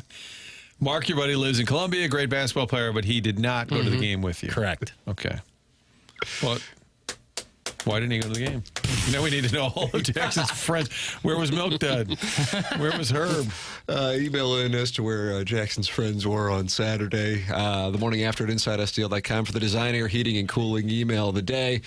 We deep teased this. The Colonel, Doug, he took voicemails following the loss on Saturday. Here's a sampling. Oh, sure. Well, Gabe, I came in with expectations, and unfortunately, my heart has been shattered again by Mizzou football. Oh, for heaven's sake. When will the heartbreak end, Gabe? When will the heartbreak end? Stop me if you heard this one before. Missouri with a chance against a good team, reputable team for some national relevance, and then completely crapped on themselves. They didn't. If you heard it before, They lost by a field goal. if not. Okay. You said I could stop you. I have heard it before. I've heard it today. I don't completely disagree with it. Eli Drinkwitz being described as a quarterback guru might be the most laughable thing I've ever heard of. He has developed a dip. Oh, all right. We're good there. I'm eating ribs in my underwear. Now we're getting to it. Good for you. Reminds me a lot of taking my wife out to dinner. Spend a lot of money. Know for sure tonight's the night we're going to get it done. And then I stare at the ceiling, wondering what the hell I did with my life. So then I go to the spare bedroom, and All right, we know where this is going. This is brutal. Gosh. And it started with your guy, Gabe. Tiger Terry. Kind of dark. People sounded suicidal. Doug, you have a problem when you hear the waterworks coming. When we were listening live, I mean, that drive from Columbia to St. Louis feels like 5 minutes when you got the Colonel's postgame show on. And my wife and I are listening, and my wife goes, "Is this guy crying?" And I do think there's a chance that he was. And it's real? You don't think this is performance? That There was a guy who called in and said something along the lines of, I was planning on calling in and, doing the TMA thing. I heard that. But Did he say that? he did say that. He did. But he said, and then he actually had some astute observations. Yeah. I'm eating ribs in my underwear. I think at first I was a little bothered that Gabe wouldn't say that show in St. Louis. It's TMA 101 ESPN. What, Colonel? But now I understand why. Mizzou's I understand. Good for you. Good for you. They talked for about an hour and a half. I was at the Two Fox listening and watching it. I didn't quite make it to the video, but he said, "Hey, listen, it's early. We got time." They are angry in the Michelob Ultra YouTube chat over whether or not Drinkwitz is going to be going anywhere. Doug, does NY stand for New York in the Michelob Ultra YouTube chat? usually does, yeah. It says, like Gabe said, the only reason why Drinkwitz would leave is if he thought that he would be able to win more somewhere else. And then Chaim Bloom's spreadsheet responds, Penn State fired the coach who couldn't win the big game. Drink hasn't won a big game, so it makes no sense. That's from Chaim Bloom's spreadsheet. Well, I don't think Drink will be heading to Happy Valley. I wouldn't think so. I would be surprised on that, but, But every list that a writer puts out or a pundit always has 10 to 12 names. Sure. So you you got to can put guys down. I get Right. that. And I wouldn't be, like Gabe said, I wouldn't be surprised if you got a call. I just think if you're going to fire James Franklin after 16 days ago, they were right there with Oregon to, they're in overtime. Lock They're up the a top spot. team in the country. Yeah, and now they've dropped games to winless UCLA, who actually looked really good against Michigan State, and then to Northwestern at home. And the whole world is Now completely you're out. different. Yep, he's gone, just like that. Well, That's what I'm saying. My circle on that one in the SEC is Brent Venables. With Oklahoma, yeah. With Oklahoma. That's where, because he was already kind of a keep an eye on them this year. And then you go from where they were, you lose like you lost to Texas, and then they have the schedule that they have, operating on the premise that they beat South Carolina this week. Then it's a death march, so keep an eye on your boy Beamer. But then on the other side of it, if they lose there, and then they've got that death march, that's the guy. And then meanwhile, Alabama and Tennessee both have one loss. Well, they play this weekend. Yeah. So one of those two teams has a loss. Fire the coach. Gone, just like that. Just to give you an idea of where I'm coming from, and I know I said this much earlier in the show, but my premise is you're going to see carnage with coaches because all of these teams are good enough to beat each other, minus Kentucky. LSU is playing Vanderbilt. One of those two teams is going to have two losses on Saturday. That's the way that it's going to work. And I have no idea what I would pick on that one, by the way. Oklahoma and South Carolina, already talked about that. A&M has Arkansas. I know it sounds absurd, but I wouldn't count Arkansas out in that one. And then A&M has LSU and Missouri. Ole Miss is at Georgia. Either Kirby gets his second loss, and he's been dancing with the devil a couple of times, or Lane Kiffin and Ole Miss pick up their first loss. Mississippi State and Florida. Mississippi State, Jeff Lebby's fine down there. But if Florida loses to Mississippi State, that could be the final bullet for Billy Napier. Sack him. Missouri and Auburn, of course. That could be the end for Hugh Freeze, or for the first time in a long time, Eli Drinkwitz is starting to catch hell around here. Right now, we're talking about the possibility of Happy Valley or Gainesville or even Tallahassee, because that's now taken a step back after they've beaten Alabama. They lost this week to Pittsburgh. And then Josh Heupel could be sitting there with two losses, and they had to fade Arkansas this past weekend at Neyland. Or Alabama, like I said, they're sitting there with two losses. If somehow, I certainly don't expect it, but if somehow Texas went to Kentucky and lost Steve Sarkisian, it's just, that's the nature of the beast. And we're talking about the SEC. The biggest firing to date, of course, has been what took place in Happy Valley over the weekend. Well, if Mizzou loses to Auburn, next week everybody's like, what the hell's going on? I thought we had the real team. It could happen quick. It will. It just, by the nature of the schedule, it's going to happen. And then the overreaction that social media and these college programs' message boards, they become echo chambers of intense hatred. I mean, if you would have said 3 weeks ago James Franklin's going to get fired from Penn State, you would have gone, what would have happened? Are they giving into the mob, or do they think internally he's never going to turn the corner? Notre Dame had to kick a field goal at the final seconds to advance to the national championship game. Otherwise, he's playing Ohio State for the national championship, and that was 9 months ago. Well, that's what I'm saying. Why are they firing these guys and eating that much money? They're giving into the mob, or do they really believe, you're not the guy, even though less than a year ago we're knocking on the door of a national championship? And outside of the obvious ones at the top of the polls right now, Ohio State, Miami, Indiana, I guess A&M, although I don't know if that's, I don't feel like that's getting maybe as much attention. I think people would say the hottest team in college football right now is Alabama. Well, where was Kalen DeBoer 5 weeks ago? They were talking about buying him out. Fans were, not the administration, let's be clear. Ryan Day a year ago. Ryan Day after the Michigan game. Even it speaks to the absurdity of it. You got to pay attention to people who know, not people on social media. It's just, and it all does, it costs you a bunch of money. Just lighting $50 million on fire in Pennsylvania like you lit $76 million on fire in College Station. If Penn State is giving that kind of severance packages to fired coaches, it could be that Drinkwitz and every other coach in America are interested. I mean, it's a no-lose situation. Oh, you mean to go there just in case you don't work out? You go and you win and you get paid, and you go and you lose, you get paid more. I just can't believe that that's a thing, that much money is built in. I understand it was initially to block other schools from grabbing you. I just think you should have it written. It's like the Rams lease. Write it a different way. Write it where it says, if another school wants to buy you out, it's $20 million, poison pill. They'll never steal our coach.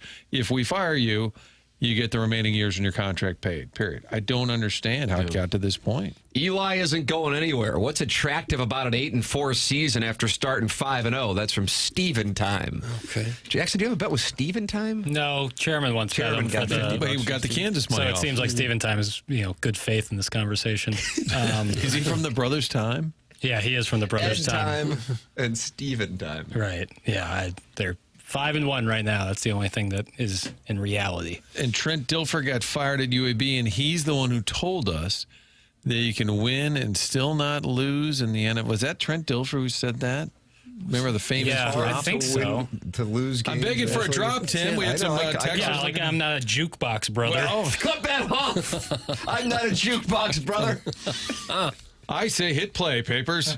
I saw that he was fired, and it had me thinking maybe he didn't understand college football because he had a good grip on the NFL where, Doug, you could win. You can't lose but and still win in the NFL. It was something along. Not lose games in the NFL and still win. No, you can't. See?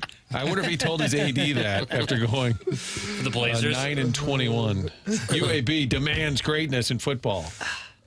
Sorry, I would like to apologize. Hey, you're fine. You are not a jukebox. Touch and you tunes. did get some support for your stance on Missouri people being bandwagon Bama fans. They said that people do it with Duke basketball. Oh, but that's not just a Missouri thing. There's Bama fans all across. When you're that good, you're going to attract people who like shortcuts. It just bothers me that these colleges are handing out $49-50 million to coaches who didn't perform the way they wanted them to. And at the same time, half the people graduating from colleges are leaving with student debt for the next 20 or 30 years. It's just grotesque the way the money's being shelled out. How'd you like to be little Susie who didn't get her Pell Grant? Who got denied for $500 for books. Right. These are public universities, too. It's not like these are all private. Most of them aren't. But the money's probably coming from somebody on the outside. But still, the optics are bad. Give your thoughts. Text in 314-399-9646. Air Comfort Service text inbox. Talk it over with other TMA listeners on the TMA STL YouTube channel. 254 friends are in there talking it over right now as we speak. And then you can email in for our Design Air Heating and Cooling email today. Martin is headed to onboarding. 10 o'clock hour underway here on TMA. It's 101 ESPN.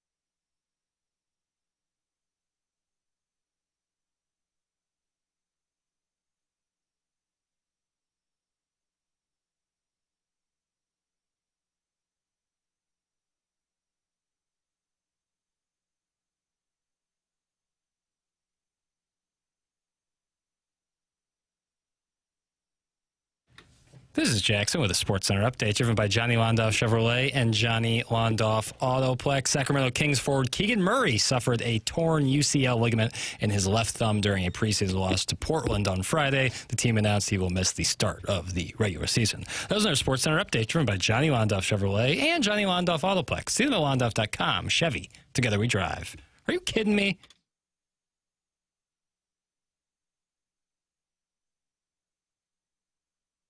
It's Team 8101 ESPN. Tim McKernan, Doug Vaughn, James Carlton in studio here on Mondays for his traditional conversation. James, Jackson is not doing well. How are you doing? I'm hanging in there. I mean, everything's still on the table. I would take the under in this Auburn-Mizzou game coming up. Both offenses don't look great. Both defenses look very, very stiff. So it could be a low-scoring game on the Plains. You're not going to that game, are you, Tim? I am not. I was invited with a group, and we really wanted to go, but my wife's parents are out of town, and that is our go-to. You're not going to take the kids to the Plains? I don't think they were invited. I do not think they were invited. But, yeah, it sucks. We were going to go down. But I read your beautiful column on Saturday night. I read all of Gabe's stuff, listened to the post-game. Jackson and I had an embrace. Would you call it an embrace? Tender embrace. In the men's room at halftime. Wait, you embraced in the men's room? Well, you know, I mean, it was. Oh, you're getting close to kink shaming. Really close. Oh, I do kink shame. I absolutely kink shame. Really. Saw KG prior to the game. I met Vaughn from PP Corp. It was a glorious Saturday morning, but unfortunately, just didn't work out. I mean, could you ask for a better start to both halves? Yeah, for real. I mean, electric start the first half. And I mean, you say what you want about that Zion Young penalty. I would love to play back the what ifs. If it's 3rd and 15, they get a punt out of that, and that place is bonkers. That was the loudest I've heard for Field in many, many years. I agree. I would take it back to I wasn't there in 2013 on the Josie run to clinch the SEC East. My guess is that would be comparable. John McGaffey's kickoff return against #1 Oklahoma in 2010 is the ultimate to date for me at Faroe Field. But yes, it was sustained. It impacted Ty Simpson and the Alabama offense. It was something else, and I do agree. I would love to see what would have happened had that penalty not taken place, and I'm not disputing that it was a penalty. That is a self-inflicted wound, and it is brutal. From the captain. That's brutal. Gabe, in his column, and I talked about it here earlier on the show, James, do you feel better for the second half of the season now, or do you feel worse? It's a good question. I certainly feel worse at the quarterback position. Yes. I certainly feel worse at the quarterback position. I feel better about the defense, though. I mean, if Damon Wilson doesn't take the Alden Smith playbook, he is going to be maybe one of the best players to ever wear a Missouri uniform. I mean, that guy is he is a weapon on defense. I saw this just while I was waiting for you guys. The margin of victory in 2023 in the SEC was 16.3, and 24 is 13.3, and 25 it's 10.7. There you go. Just to show you the parity in this league. I think the defense is good enough to keep them in many games. I just don't have a lot of confidence in the quarterback. And if he was hurt, why are they calling all these passes? Why is this there's this demonstrative, fits from the receivers? If they knew their quarterback was hurt, don't you think they give him the benefit of the doubt if he missed some throws? I would think so, and then I agree with you because I was talking about this where I posted on the TMA fan page on Facebook. I just felt like writing when I got home on Saturday, and that's my question. If he is really hurt, then why are they calling all these passes? Right. You being a real nerd about this stuff like me, the 3rd and 2 with the empty backfield, did that one? Very odd. That is, I don't know what they could possibly say in that spot to explain that away. Number one, run the ball, but if you're not, at least have Hardy back there. Right. I mean, that was an empty backfield with 5 pass catchers lined up, and then he just panic quick throw to Norfleet over the middle with a defender on him. I mean, it was terrible in so many different ways. In addition to the fact that Marquise Johnson was as open as he was on the near sideline on the final play, that was the game-ending interception. That is. Jackson says he cannot watch the play any longer. Even before that play. No, I just did, and it made me almost You vomit. must have been sitting near me if I saw you in that specific men's room. Even before that play, Johnson's lined up on our side of the field. Yeah. He has one-on-one that whole drive. I'm taking a shot. Even I mean, what he did with the loop today. He just threw it. Because he had to. Exactly. See, that's the difference. It's like, okay, at this point, you have to. I was saying this to the guy who was sitting next to me. I want to make sure the co-founder of the Fairmount Park Players Club. You may have recognized that name. That's who I wound up sitting next to, and his friends who were TMA listeners. It was great to sit next to them, and the Alabama fans, like I said, behind me were wonderful as well.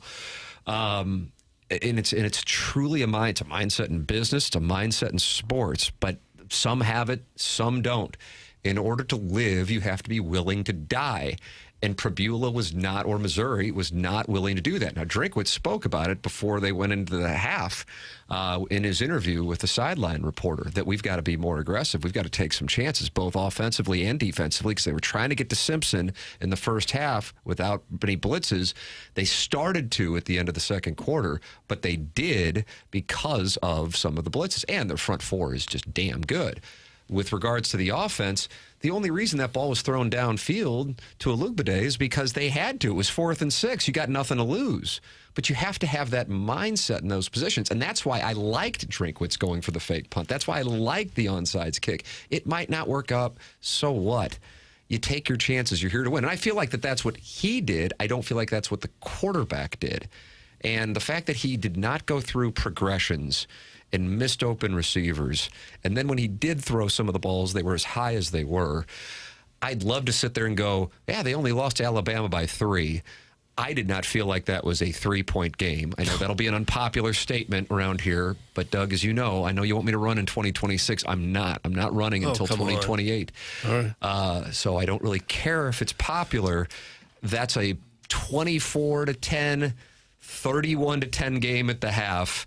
If Alabama gets one of those 4 balls that were sitting there, and I'm talking about an interception, 2 fumbles, and then what was nearly a strip sack by, I think his name was Saab for Alabama, who came in and just missed Pribula when he tried to go for the strip sack. Missouri was so fortunate to be in the position that they were in. With that said, even with all of those things there, they do have the ball, and they're driving into Alabama territory with a wide-open receiver with, 40 seconds left. So you can look at it one of two ways. The issue is I'm just really concerned about quarterback, and I'm sure down on the Plains they're having the same conversation. Oh, my God, we have a problem at quarterback. The difference is Jackson Arnold hasn't shown it yet this year. Pribula at least did. Against Kansas in particular. I don't really get into the Central Arkansas, Louisiana, UMass operations. So it's there, but it just wasn't there in that situation. And of course, you got to credit the other team. I want to make that clear. But that's what concerns me. And if people know that he's not a threat, then you're going to start to see guys in the secondary creep up to stop the run, and you're not going to get as much space for Roberts or Hardy. I mean, Auburn has other quarterbacks with playing experience, though. I wouldn't be surprised if Jackson Arnold's not the quarterback on Saturday. Oh, wow. Yeah. They have a transfer from Stanford. I mean, they had a legit 3-person quarterback battle heading into the season. What has Jackson Arnold shown you in 2 years that would get you excited? So I wouldn't be surprised. He can hold the ball well. Yeah. He likes to hold the ball. And the other thing, let's not forget, before Proctor, or right after Proctor's play, Simpson gets stepped on by his lineman. Mm-hmm. They rule him down on that handoff to Jan Miller. That was a big break. And they only get 3 points instead of 4. Yes, or instead of 7. It saved him 4. The analytics of Bill Connolly, I don't know how you run those numbers. I couldn't believe that. The SP Plus, I said it earlier on in the program. I actually texted Gabe to go, does that mean Missouri should have won only 28% of the time, or does that mean Missouri should have won 72% of the time? He goes, according to that, Missouri wins 72% of the time. And I'm going, I mean, I just walked out of there, not necessarily at peace so much as, on this particular day, Alabama was the better team and should have won. Just like if Missouri would have lost to Carolina or Kansas, I would have gone, they lost. I have no idea how, but, they dominated the game. Alabama was the better team, and they're probably the better team in general. I don't know, but certainly on that day, just like I thought Missouri was the better team against LSU, unfortunately, they didn't get it done that day. Hey, man, could I see them going 11-1? I absolutely could. But could I see them going 7-5? Yes. Yeah, the answer is yes. Mm-hmm. And so it's a crazy wide delta. Part of that is the Missouri uncertainty, but part of that is just the nature of the SEC. in 2025. James Carlton State Farm Insurance Agency. Anything else you want to relive with Jackson about the troughs at Faroe Field? There's two narratives that I'm glad are starting to die, and you pointed one out. This was Ty Simpson's sixth start as well. Like this, it's only Bo Perbula's sixth start. I mean, Ty Simpson and Bo Perbula have similar makeups. They've been around for a while and are finally getting their chance. Simpson has been in that program for 3 years. I understand, but Bo Perbula's, he was at Penn State, watching a lot of film for a long time, and then also early on, the narrative was, here's the Missouri secondary again. I thought the Missouri secondary played fine. I thought the defense as a whole played fine. That's a really good offense. They held at 200 passing yards. Not just fine on the Missouri secondary, relative to expectations. Exactly. It was incredible. Now, the 3rd and 24, and the fact that they were able to convert that, it starts the 4th and 8, starts on the 3rd and 24. So you can't forgive that. But overall, that pass that he hit on 4th and 8, Toriano Pride was right there. It is a perfect pass. And then just a few plays later, they were clearly confused on defense. Nick Rodriguez didn't know where to line up. Santana Banner's trying to point him where to go, and Rodriguez should have had the running back on that 4th down that converted for a touchdown. The argument is, do you call a timeout there? Now, in hindsight, had they called that timeout, they would have had a lot less time on that final drive, but I think you do. That was a huge play because if you stop them there, it's a 3-point game. It's a long way to go with an offense that's struggling. But, man, that was that defense really impressed me, and I think that there's some offenses that really don't scare you coming up on their schedule. It's just a matter of can Mizzou muster up the points. But we'll get back at it on the Plains on Saturday night, Doug. You going to go there? No. You're not no, I need a break. You go to Nashville there, too? No. You go into I'll be at A&M, yes. That's the one I'll be at. James Carlton State Farm Insurance Agency. Thank you, James. All right, see you guys. All right, thanks, James. The program is called TMA. It's 101 ESPN.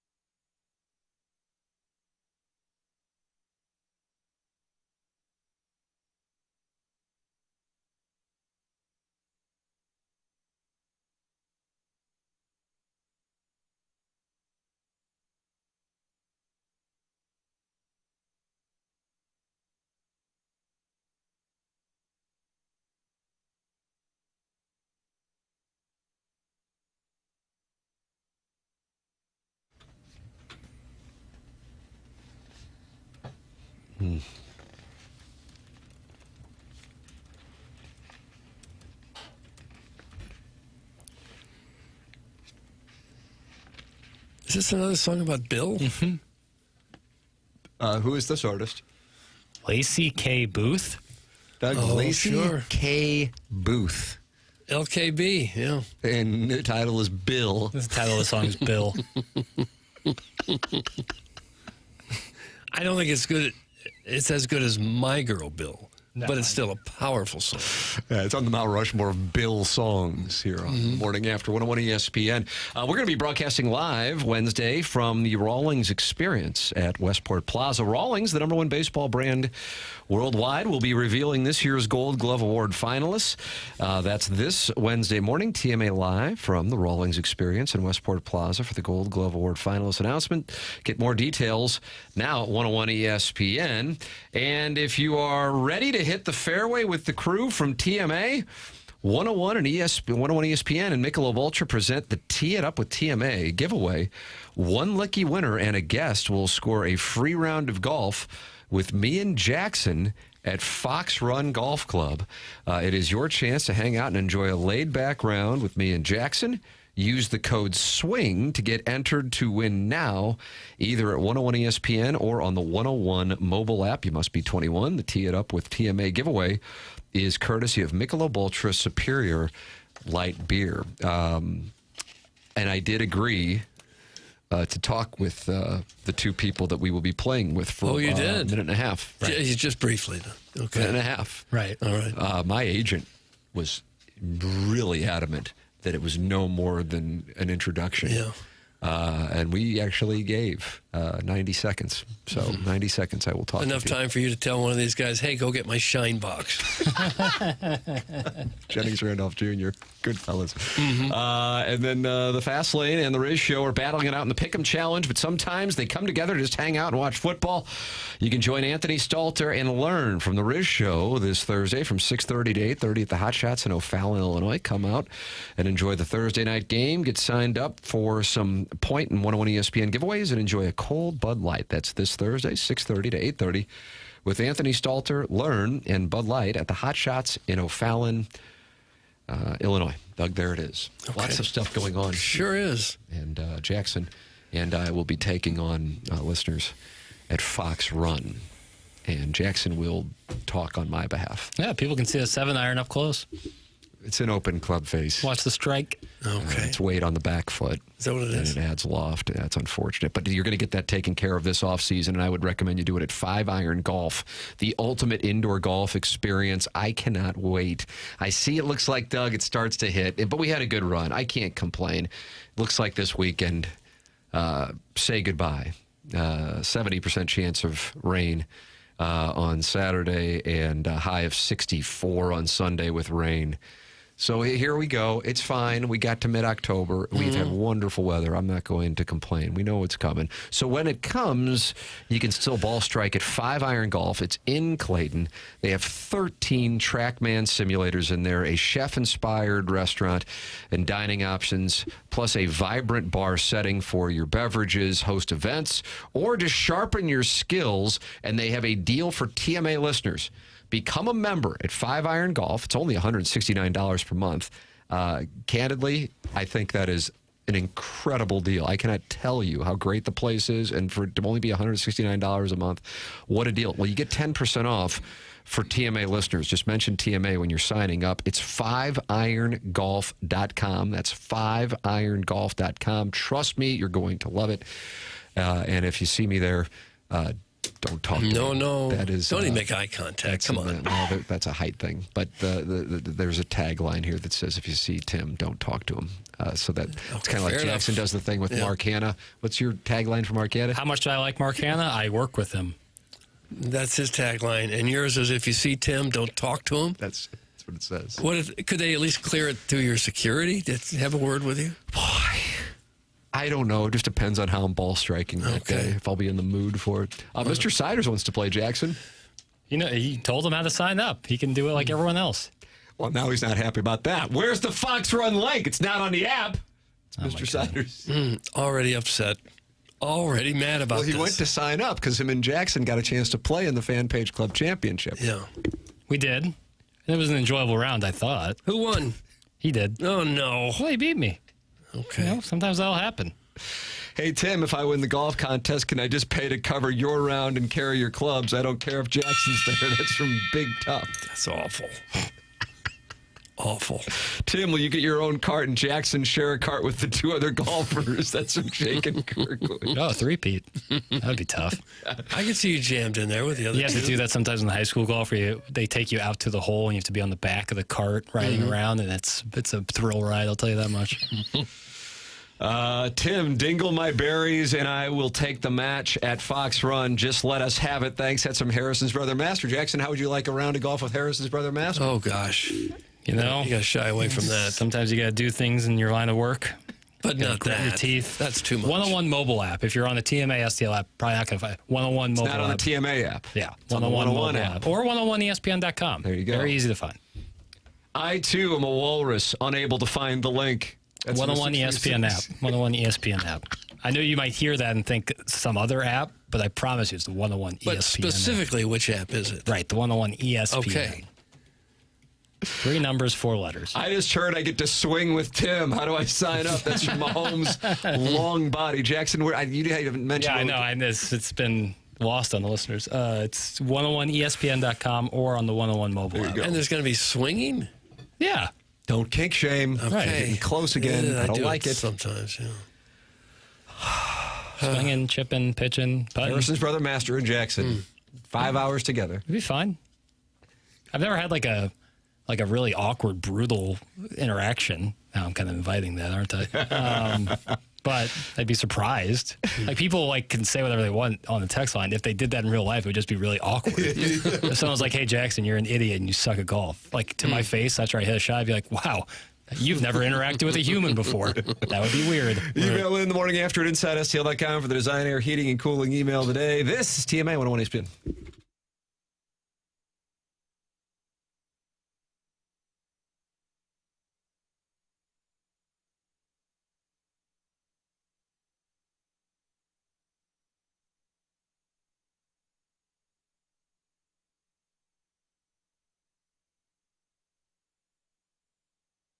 Hey, this is Tim McKernan. It is October, and this is when the weather really starts to shift. The mornings are crisp, the evenings are cooler, and before long, those chilly fall breezes will turn into full-blown winter winds. If your home's already feeling drafty or your energy bills are creeping up, now is the time to do something about it before the cold really sets in.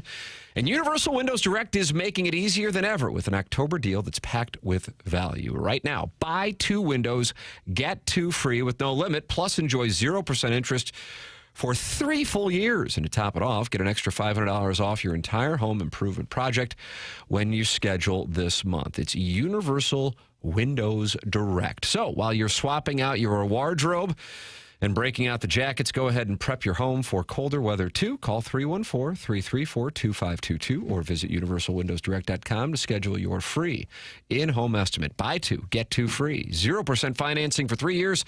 Bonus $500 off. You'll be glad you did. And just like me, you'll be saying, I love my windows.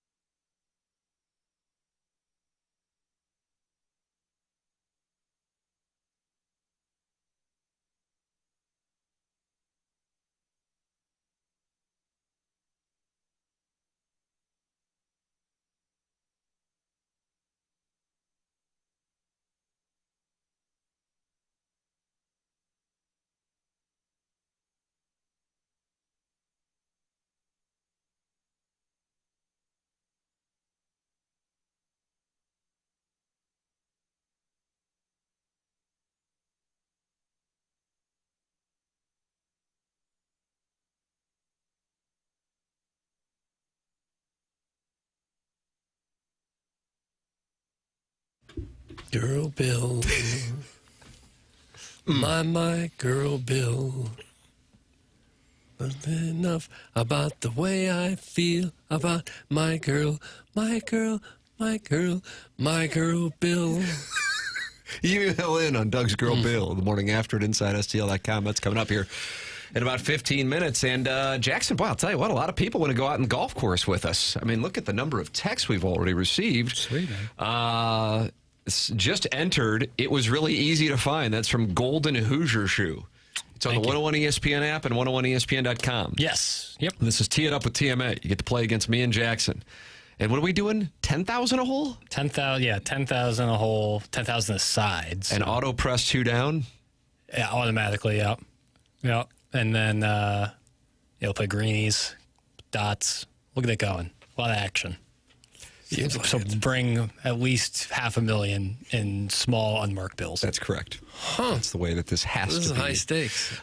So yeah, you can sign up to play. It's going to be at Fox Run. What a golf course. I mean, I am telling you, I am excited about that.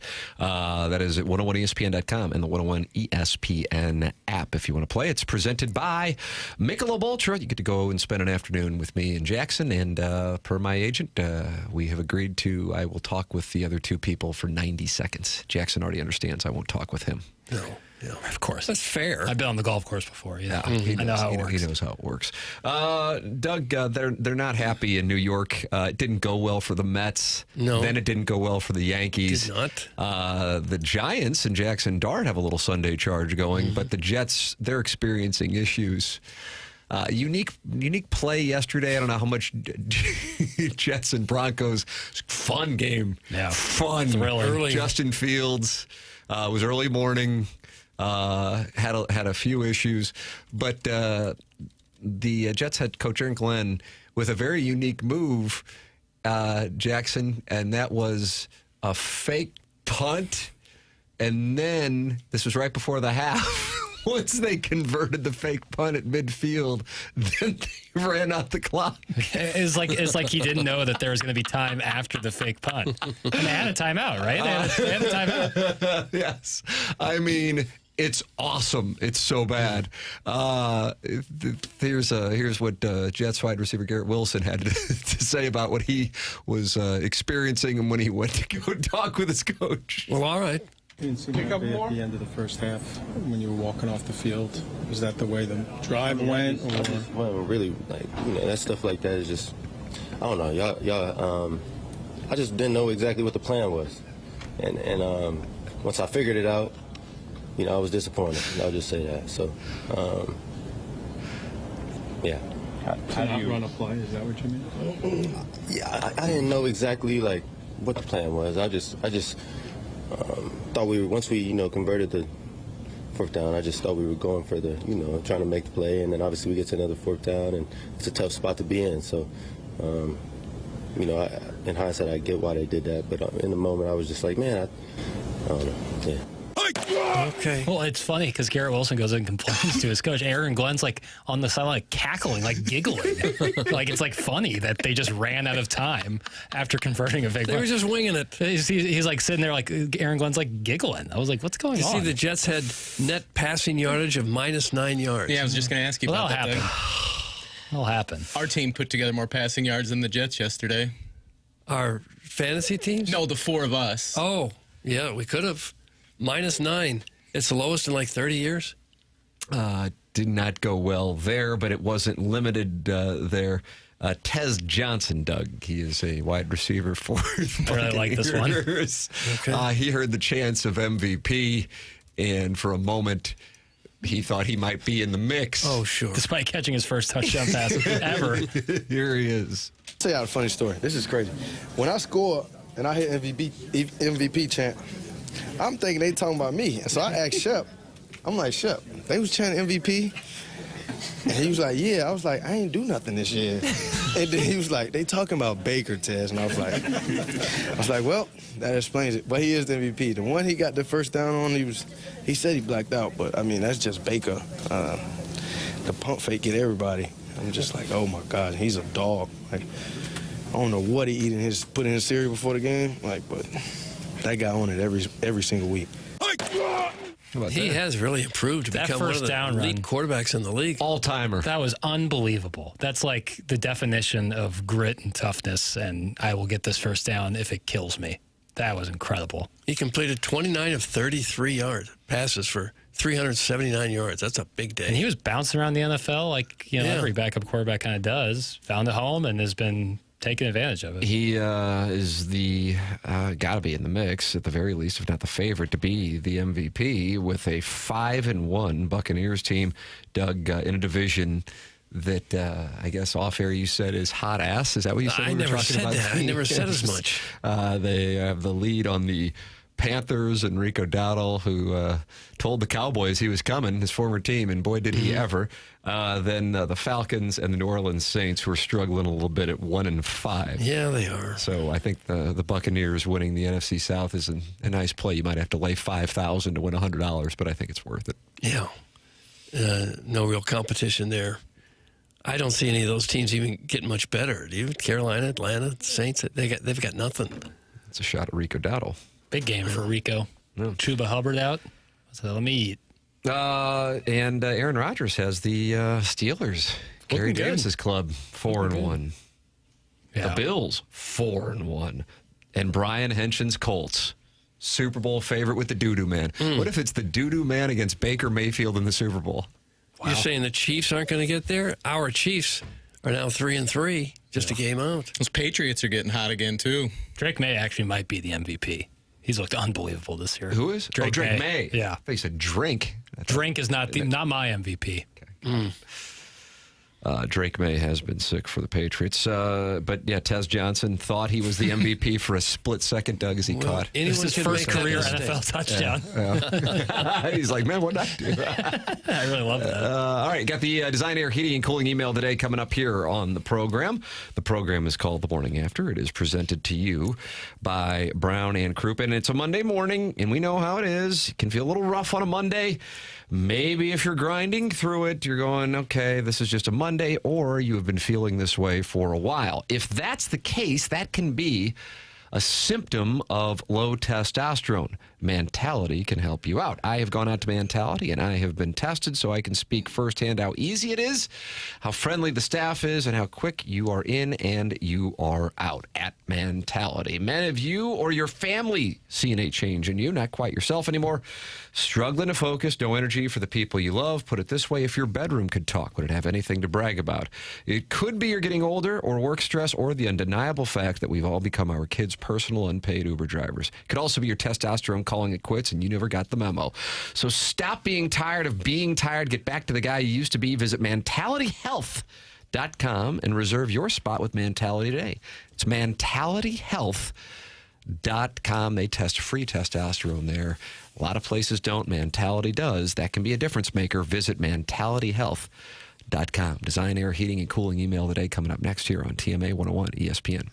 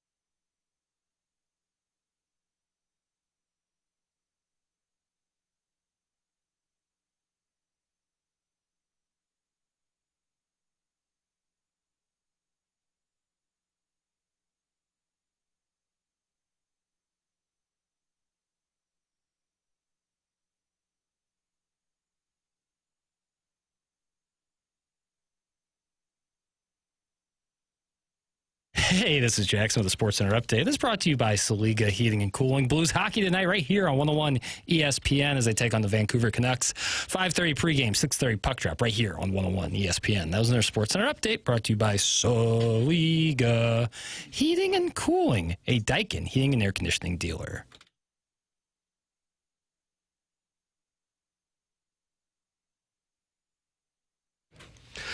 It is the morning after. The show is presented to you by Brown and Crouppen on 101 ESPN. Miss anything? Go back and podcast via the Schaefer Door Company podcast app, TMASTL.com. Why Jackson won't put the golf contest to play with me and him, presented by Michelob Ultra on the TMA app or TMASTL.com, is something that Doug and I are candidly pissed about, and we let him hear about it in the commercial break. So writing the riot act. Yeah, I'll wear it.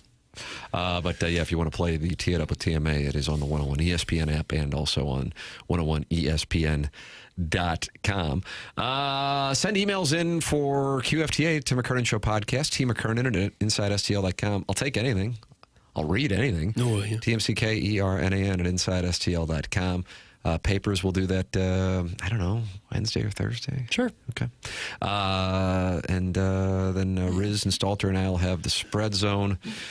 Another rough week. I went 3 and 4 this week. Smarting on that one. Riz had a heater, though, on college football on Saturday. He went undefeated on college football. Stalter and I were on lockstep on a couple. But we were on Texas. Jackson got paid on Texas. Yeah. That one, that just struck us as a little too obvious. From the minute they put the line out, I was all You made over your Texas. play. Yep. All right, it's time for the Design Air Heating and Cooling Email of the Day. When I was in the Navy, I like to dress up. Nope. I thought it was from Midge, because sometimes Midge will have just half a thought. When I was in the Navy, I like to dress up like Julia Childs and bake in the galley kitchen. Because a meal without cake is just a meeting. That's from Midge. There we go. Midge. Is that a saying? A meal without a cake? It's just a meeting. It's just a meeting? Seems very Southern. Yeah. Another day, another phenomenal show by Tim. The way he sachets in and out of topics is seamless. It also doesn't hurt that he is super duper hot. The rest of the day needs to step it up. Go Mizzou. That's from Scott. Scott with a poor email. Come on, Scooter. Jackson was right on his movie boy broadcast this weekend when he said that the Blues puck battle winning percentage was way too low for the first 4 periods of the season. And boy, howdy, did they get it turned around. And in Jackson's favorite arena, the Saddle Dome, broadly known as the Lindy Ruff of roofed stadiums. But my point is that sometimes life isn't fair. While Jackson was seated with the visiting Hilljack fan base, that 6'6" wet jumping cis Mark found himself sitting with the families of the Golden Girls. He was charming and engaging, and after this disappointing game, he went with all of them out to the CC City Broiler, where they spent the rest of the day talking court basketball hoops. That's from Shooter McGavin, the vice president of Lot L Balance Sheet Review. Quit trying to include your Beanie Babies, even if that is the asset that you chose over the house in your 1995 divorce. Damn. Shooter McGavin. Short-sighted. So somebody got divorced in Lot L in 1995, and they chose to keep the Beanie Babies as opposed to the house. Well, they were hot there for a while. Real galaxy brain move. And finally, 4 straight hours of Mizzou Bama postmortem, and the studio sounded like a Roy family board meeting going off the rails. Tim sat at the head of the table, steering the ship with equal parts disdain and detachment, knowing full well the whole thing collapses the second he stops showing up. You could almost hear him growl, "How's this ever supposed to work without me?" before Doug chimed in from his hourly daydream to discuss his off-the-books NIL smoothie sponsor. "Great stuff, Grandpa. Back to bed for you." Hard blocking. Then Martin slipped right into the dopey cutthroat air roll like a man who just discovered irony at the last commercial break, dropping a line about Susie getting denied a $500 grant while coaches make $50 million to drive dump trucks and wear Nike shoes made for teenagers. Great stuff. Landed the plane on one joke and then bolted for the 4th hour yet again to work on his Ask Tony impression. And then there was Jackson, our sweet little eager Jackson. Jackson, just waiting for his chance to play with the big kids. In 3.5 hours of running point, Tim decided to come up for air and trust Jackie Boy with the mic. Kind of like when Logan Roy let his pet girlfriend audition for ATN. Breathe, inhale, exhale, remove the hair helmet, adjust the diaper, text oatmeal. This was his time to shine. And then one marble mouth take about fast-track bandwagon fans later. And the air got so thick even the mic wanted out. Everyone stared straight ahead, pretending it was fine, knowing full well this was the part where Logan would have leaned forward and said, "What the F are you doing? You're embarrassing yourself, kid." I think someone must have pulled the plug because the next 45 minutes was the "we're on break" splash screen. Best, that's from Mark over here at Mark's Mulch and Bra Emporium. Mark, There's a mulch too and long. bra. Too long. Edit your remarks. Stinks. Mark.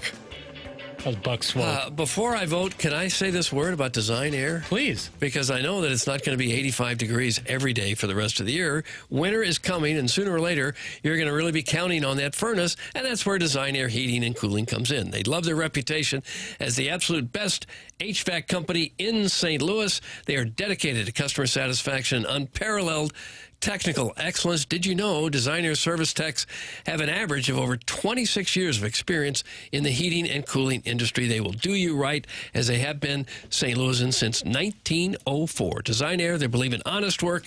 You're never going to be sold something that you don't need. So visit designairservice.com and schedule your service today. Design Air, comfort you can count on since 1904. And, of course, home of the handsome repairman with Larry the Silver Fox and the Dashing Steve as their headline attractions. Now, as far as this vote, I'm going to go with Midge. I agree with you, Doug. I was going Midge the whole time. Love Midge. Wow, I'm rendered worthless. I was going Shooter McGavin, but Midge has won the Design Air Heating and Cooling email of the day. Congratulations to Midge on the W. BK and Ferrario are coming up next. For Jackson Burkett, for Chairman Kurt, for Martin Kilcoyne, for my brother Kevin, for Douglas Elvin Vaughn, I'm Tim McKernan. This has been The Morning After, presented by Brown and Crouppen on 101 ESPN and the TMASTL YouTube channel.